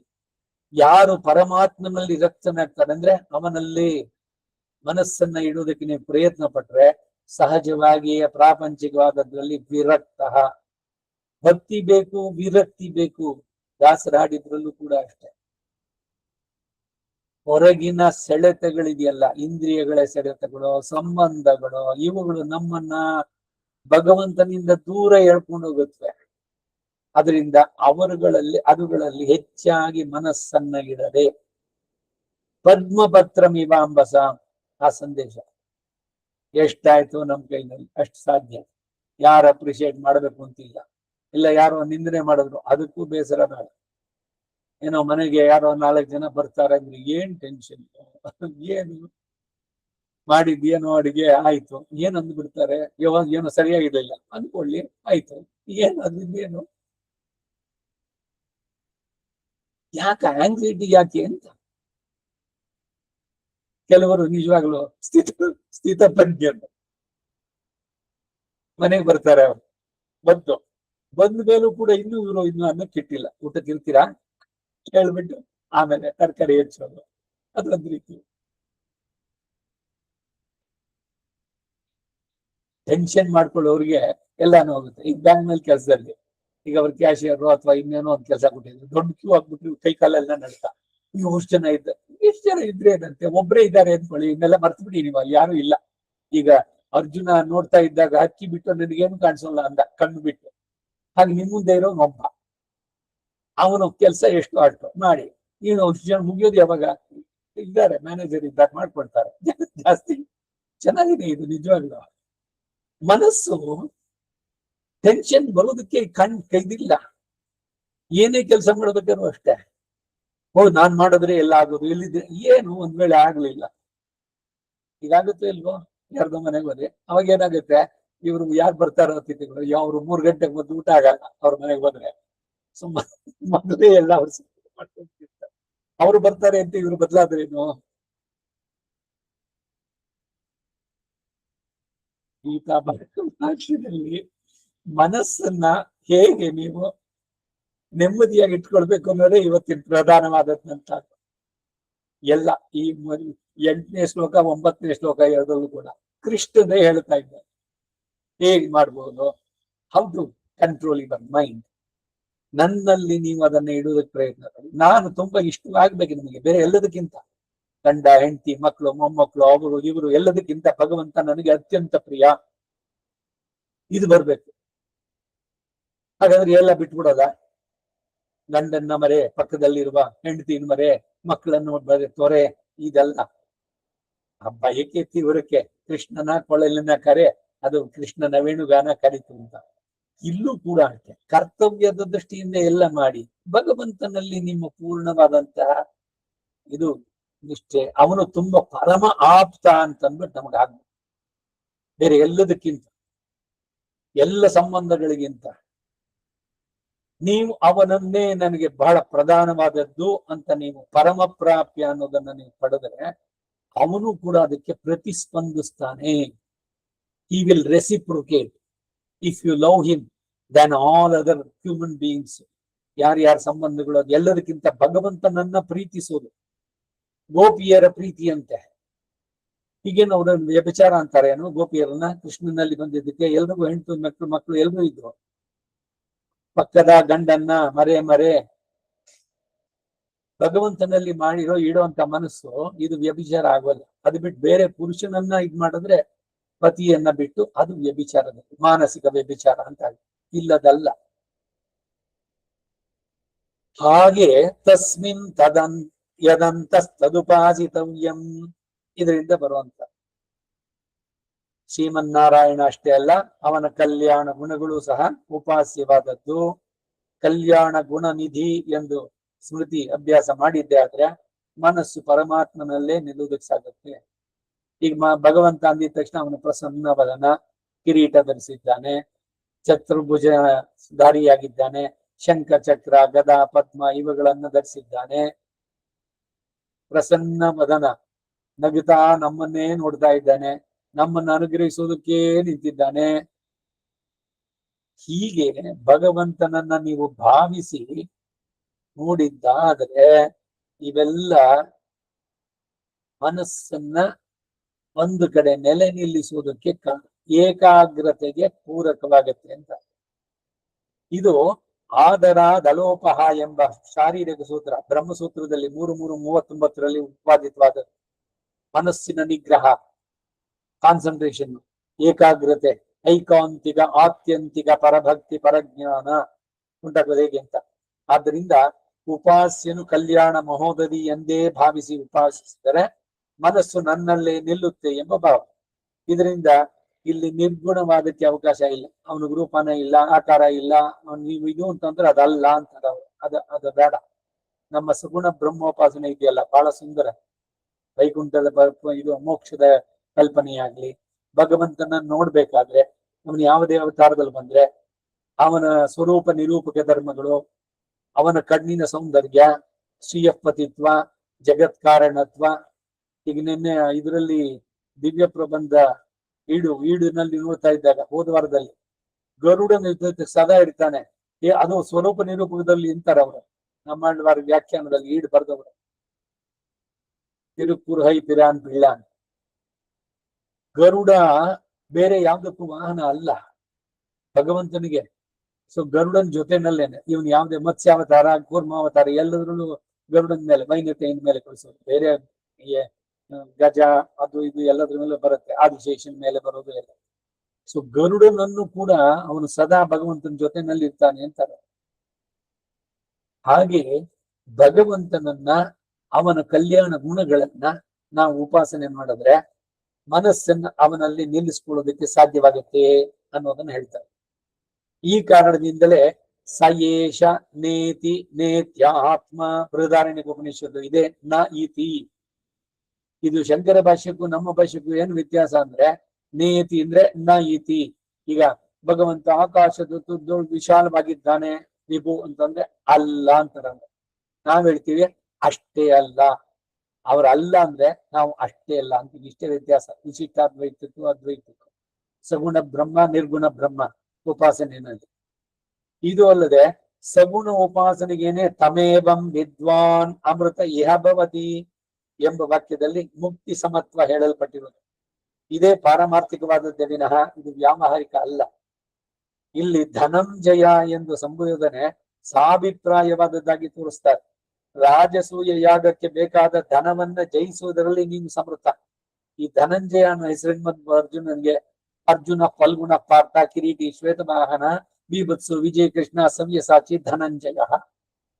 ಧನವನ್ನ ಬಹಳ ಸುಲಭವಾಗಿ ಯಾಕೆಂದ್ರೆ ಇವನು ಅದ್ವಿತೀಯ ಬಿಲ್ಲುಗಾರ. ಹೋದ ಕಡೆನಲ್ಲೆಲ್ಲ ಒಂದೊಂದು ದಿಕ್ಕೆ ಒಬ್ಬೊಬ್ರು ಹೋದ್ರು. ಇವನು ಹೋದ ದಿಕ್ಕಿನಲ್ಲಿ ಯಾವ ಯಾವ ದೇಶಗಳಿತ್ತು ಎಲ್ಲದರಲ್ಲೂ ಕೂಡ ಅವನು ಹೇಳ್ದ, ನನ್ನ ಅಣ್ಣ ಧರ್ಮರಾಜ ಅವನೊಂದು ಅಶ್ವಮೇಧ ಯಾಗ ನಡೆಸ್ತಾ ಇದ್ದಾನೆ. ಆ ಯಾಗಕ್ಕಾಗಿ ಈ ಕುದುರೆಯನ್ನು ಬಿಟ್ಟಿದೆ. ನೀನು ಅವನ ಸುಪ್ರಿಮಿಸಿ ಒಪ್ಪಿಕೊಂಡು ಅವನು ಭೂಮಿಗೆಲ್ಲ ಈಗ ಏಕೈಕ ಅನ್ನೋದನ್ನ ನೀನು ಸಾಮಂತನಾಗಿ ನಿನ್ನೇನು ನಾನು ಏನು ಹೊಡೆದಾಟ ಇದ್ ಮಾಡೋದು ಅಲ್ಲ, ಯುದ್ಧಕ್ಕೆ ಸಜ್ಜನಾದ್ರೆ ಅದಕ್ಕೂ ಸರಿ ಅಂತ ಹೇಳಿ ಯಾಗಕ್ಕೆ ಬೇಕಾದಷ್ಟು ಅವರಿಂದ ಕಪ್ಪ ಕಾಣಿಕೆಗಳು ಇದನ್ನೆಲ್ಲ ಸಂಗ್ರಹಿಸಿ ಮಾಡಿದ. ಧನಂಜಯ ಅನ್ನೋದು. ನಿನಗೆ ಮನೋಜಯ ಅಷ್ಟು ಸುಲಭ ಅಲ್ಲ, ಧನವನ್ನು ಜಯಿಸಿದೆ. ಅದು ಕ್ರಮೇಣ ಬರತಕ್ಕಾಗಿದೆ ಎಂಬುದನ್ನು ಸೂಚಿಸೋದಕ್ಕಾಗಿ ಧನಂಜಯ ಅನ್ನೋ ಸಂಬೋಧನೆ. ನೀನು ಮನಂಜಯವನು ಆಗ್ತೀಯ, ನೀನು ಧನಂಜಯನಾದವನು ಅಂತ. ಚಂಚಲ ಮನಸ್ಸನ್ನ ನಿರೋಧಿಸಿ ಸ್ಥಿರವಾಗಿ ನನ್ನಲ್ಲಿ ಇಡುವುದು ಅಷ್ಟು ಸುಲಭವಲ್ಲ ಅನ್ನುವಂತ ಭಾವ ಇಲ್ಲಿ ವ್ಯಕ್ತವಾದದ್ದು. ಇಲ್ಲಿ ಶ್ರೀಕೃಷ್ಣ ಪರಮಾತ್ಮ ತನ್ನ ಪರಮ ಭಕ್ತನಾದ ಉದ್ಧವನಿಗೆ ಮಾಡಿದ ಹಿತೋಪದೇಶ. ಅಭ್ಯಾಸೇನ ಆತ್ಮನೋ ಯೋಗಿ ಧಾರಯೇತ್ ಅಚಲ ಮನಃ. ಭಾಗವತ ಇದು ಏಕಾದಶ ಸ್ಕಂದ 11ನೇ ಸ್ಕಂದ 20ನೇ ಅಧ್ಯಾಯ 18ನೇ ಶ್ಲೋಕ. ಪ್ರಧಾನವಾಗಿ ಮನಸ್ಸಿನ ಬಗ್ಗೆ ಬಹಳಷ್ಟೆಲ್ಲ ಹೇಳ್ತಾ ಬರ್ತಾರೆ. ನಿಲ್ಲಿಸ್ಕೊಂಡು ಸ್ವಲ್ಪ. ಅಭ್ಯಾಸೇನ ಯೋಗಿ ಅಭ್ಯಾಸ ಯೋಗೇನ ತಥೋ ಮಾಂ ಇಚ್ಛಾಪ್ತು ಧನಂಜಯ ಅನ್ನುವ ಪರಮಹಿತೋಕ್ತಿ. ಮನೋಜಯ ಕಷ್ಟ ಎಂದು ಹಿಂದಿಯೇ ಅರ್ಜುನ ಹೇಳ್ಕೊಂಡಿದ್ದ. ಚಂಚಲಮ್ಮಿ ಮನ ಕೃಷ್ಣ ಪ್ರಮಾತಿ ಬಲವದೃಢಂ ತಸ್ಯಾಹಂ ನಿಗ್ರಹಂ ಮನ್ಯೆ ವಾಯೋರಿವ ಸುದುಷ್ಕರಂ. 6ನೇ ಅಧ್ಯಾಯದ 34ನೇ ಶ್ಲೋಕ. ಗಾಳಿಯನ್ನು ಕೈನಲ್ಲಿ ಹಿಡಿಯೋದಕ್ಕೆ ಹೇಗೆ ಸಾಧ್ಯವಿಲ್ವೋ ಹಾಗೆ ಮನಸ್ಸನ್ನು ಹಿಡಿಯೋದು ಬಹಳ ಕಷ್ಟ ಅಂತ ಅರ್ಜುನ ಎಕ್ಸ್ಪ್ರೆಸ್ ಮಾಡ್ದ. ಇದರಿಂದ ಭಕ್ತಿಯೋಗ ನಿಷ್ಠನಿಗೆ ಚಿತ್ತ ಸಮಾಧಾನ ಮುಖ್ಯ ಎಂದು, ಅದನ್ನ ಉಂಟು ಮಾಡಿಕೊಳ್ಳುವುದು ಸ್ವಲ್ಪ ಕಷ್ಟ ಎಂದು, ಅದು ಒಡನೆ ಉಂಟಾಗದ ಪಕ್ಷದಲ್ಲಿ ಅವನ ಮಹತ್ವಾದ ಭಗವಂತನ ಮಹತ್ವಾದ ಕಲ್ಯಾಣ ಗುಣಗಳ ಸ್ಮೃತಿಯಿಂದಲೂ ಉಂಟಾಗತ್ತೆ. ಇಲ್ಲಿ ಕಲ್ಯಾಣ ಗುಣ ಯೋಗ ಅನುಗ್ರಹ, ಅನುಗ್ರಹಮಯಳಾದ ಲಕ್ಷ್ಮಿಯೊಂದಿಗೆ ಇರುವ ನಿತ್ಯ ಯೋಗಕ್ಕೆ ಉಪಲಕ್ಷಣ. ನಾವು ಯಾವಾಗ್ಲೂ ಭಗವಂತ ಅಂದಿದ ತಕ್ಷಣ ಅವನು ಶ್ರೀಯಪತಿ, ಇವಳು ವಿಷ್ಣುಪತಿ, ಇವನು ಬೇರೆ ಅವನ್ ಬೇರೆ ಅಂತ ನೋಡೋದೇ ಇಲ್ಲ. ಅಗಲಗಿಲ್ಲೇ ನೆರೆಯೋ ಮೆನ್ನೆ ಅಂತ ಹೇಳ್ದಂತೆ. ಆದ್ದರಿಂದಲೇ ಮಯಿ ಎಂಬುದಕ್ಕೆ ಅನೇಕ ಕಲ್ಯಾಣ ಗುಣಗಳೊಡನೆ ಇರುವಂತಹದ್ದು. ಉದಾಹರಿಸಿ ಅಸಂಖ್ಯೇಯ ಗುಣಸಾಗರೇ ಹೇಯ ಪ್ರತ್ಯನೀಕೆ ಮಯಿ. ಎಲ್ಲ ದೋಷಗಳಿಂದ ದೂರಾದ ಸಕಲ ಕಲ್ಯಾಣ ಗುಣಗಳಿಗೆ ಆಗರವಾದ ಶ್ರೀಯಪತಿಯಾದ ನನ್ನನ್ನ ಅನ್ನುವ ಭಾಷ್ಯ. ಕ್ರಮೇಣ ಅಭ್ಯಾಸ ಯೋಗದಿಂದ ಪರಮಾತ್ಮನನ್ನು ಹೊಂದಬೇಕು ಎಂಬ ಉತ್ಕಟವಾದ ಇಚ್ಛೆ, ಆ ತೀವ್ರವಾಗ್ಬೇಕು ಆ ಬಯಕೆ, ಸುಲಭವಾಗಿ ಚಿತ್ತ ಸಮಾಧಾನ ಉಂಟಾಗತ್ತೆ ಅಂತ ಕೂಡ ಇಲ್ಲಿ ಹೇಳಿದಂತಾಯ್ತು. ಇದಿಷ್ಟು ಬರೀ ಶ್ಲೋಕಕ್ಕರ್ಥ. ಭಾಷ್ಯವನ್ನ ನಾಳೆ ದಿವಸ ನೋಡೋಣ. ವಸುದೇವ ಸುತಂ ದೇವಂ ಕಂಸ ಚಾಣೂರ ಮರ್ದನಂ ದೇವಕೀ ಪರಮಾನಂದಂ ಕೃಷ್ಣಂ ವಂದೇ ಜಗದ್ಗುರುಂ ಆತಸಿ ಪುಷ್ಪ ಸಂಕಾಶಂ ಹಾರನೂಪುರಶೋಭಿತಂ ರತ್ನ ಕಂಗಣ ಕೇಯೂರಂ ಕೃಷ್ಣಂ ವಂದೇ ಜಗದ್ಗುರುಂ ಕೋಟಿಲಾಲಕ ಸಂಯುಕ್ತಂ ಪೂರ್ಣ ಚಂದ ನಿಭಾನನಂ ವಿಲಸತ್ಕುಂಡಲಧರಂ ದೇವಂ ಕೃಷ್ಣಂ ವಂದೇ ಜಗದ್ಗುರುಂ ಮಂದಾರಗಂಧ ಸಂಯುಕ್ತಂ ಚಾರುಹಾಸಂ ಚತುರ್ಭುಜಂ ಬರ್ಹಿ ಪಿಂಚಾಮ ಚೂಡಾಂಗಂ ಕೃಷ್ಣಂ ವಂದೇ ಜಗದ್ಗುರುಂ ರುಕ್ಮಿಣೀ ಕೇಳಿ ಸಂಯುಕ್ತಂ ಪೀತಾಂಬರ ಸುಶೋಭಿತಂ ಅಮಾರ್ತ ತುಳಸೀಗಂಧಂ ಕೃಷ್ಣಂ ವಂದೇ ಜಗದ್ಗುರುಂ ಗೋಪಿಕಾನಾಂ ಕುಚದ್ಗಂಧಂ ಕುಂಕುಮಾಂಕಿತ ವಕ್ಷಸಂ ಶ್ರೀನಿಕೇತಂ ಮಹೇಶ್ವಾಸಂ ಕೃಷ್ಣಂ ವಂದೇ ಜಗದ್ಗುರುಂ ಶ್ರೀವತ್ಸಾಂಗಂ ಮಹೋರಸ್ಕಂ ವನಮಾಲಾ ವಿರಾಜಿತಂ ಶಂಖಚಕ್ರಧರಂ ದೇವಂ ಕೃಷ್ಣಂ ವಂದೇ ಜಗದ್ಗುರುಂ ಕೃಷ್ಣಾಷ್ಟಕಮಿದಂ ಪುಣ್ಯಂ ಪ್ರಾತರುತ್ತಾಯ ಪಠೇತ್ ಕೋಟಿ ಜನ್ಮಗತಂ ಪಾಪಂ ಸ್ಮರಣೇನ ವಿನಶ್ಯತಿ. ಕವಿತಾರ್ಕಿಕ ಸಿಂಹಾಯ ಕಲ್ಯಾಣ ಗುಣಶಾಲಿನೇ ಶ್ರೀಮತೆ ವೆಂಕಟೇಶಾಯ ವೇದಾಂತ ಗುರವೇ ನಮಃ. ವಾದಿದ್ವಿಪ ಶಿರೋಭಂಗ ಪಂಚಾನ್ನ ಪರಾಕ್ರಮಃ ಶ್ರೀಮಾನ್ ವೆಂಕಟನಾಥಾರ್ಯಶ್ಚಿರಂ ವಿಜಯತಾಂ ಭುವಿ. ಸರ್ವಂ ಶ್ರೀಕೃಷ್ಣಾರ್ಪಣಮಸ್ತು.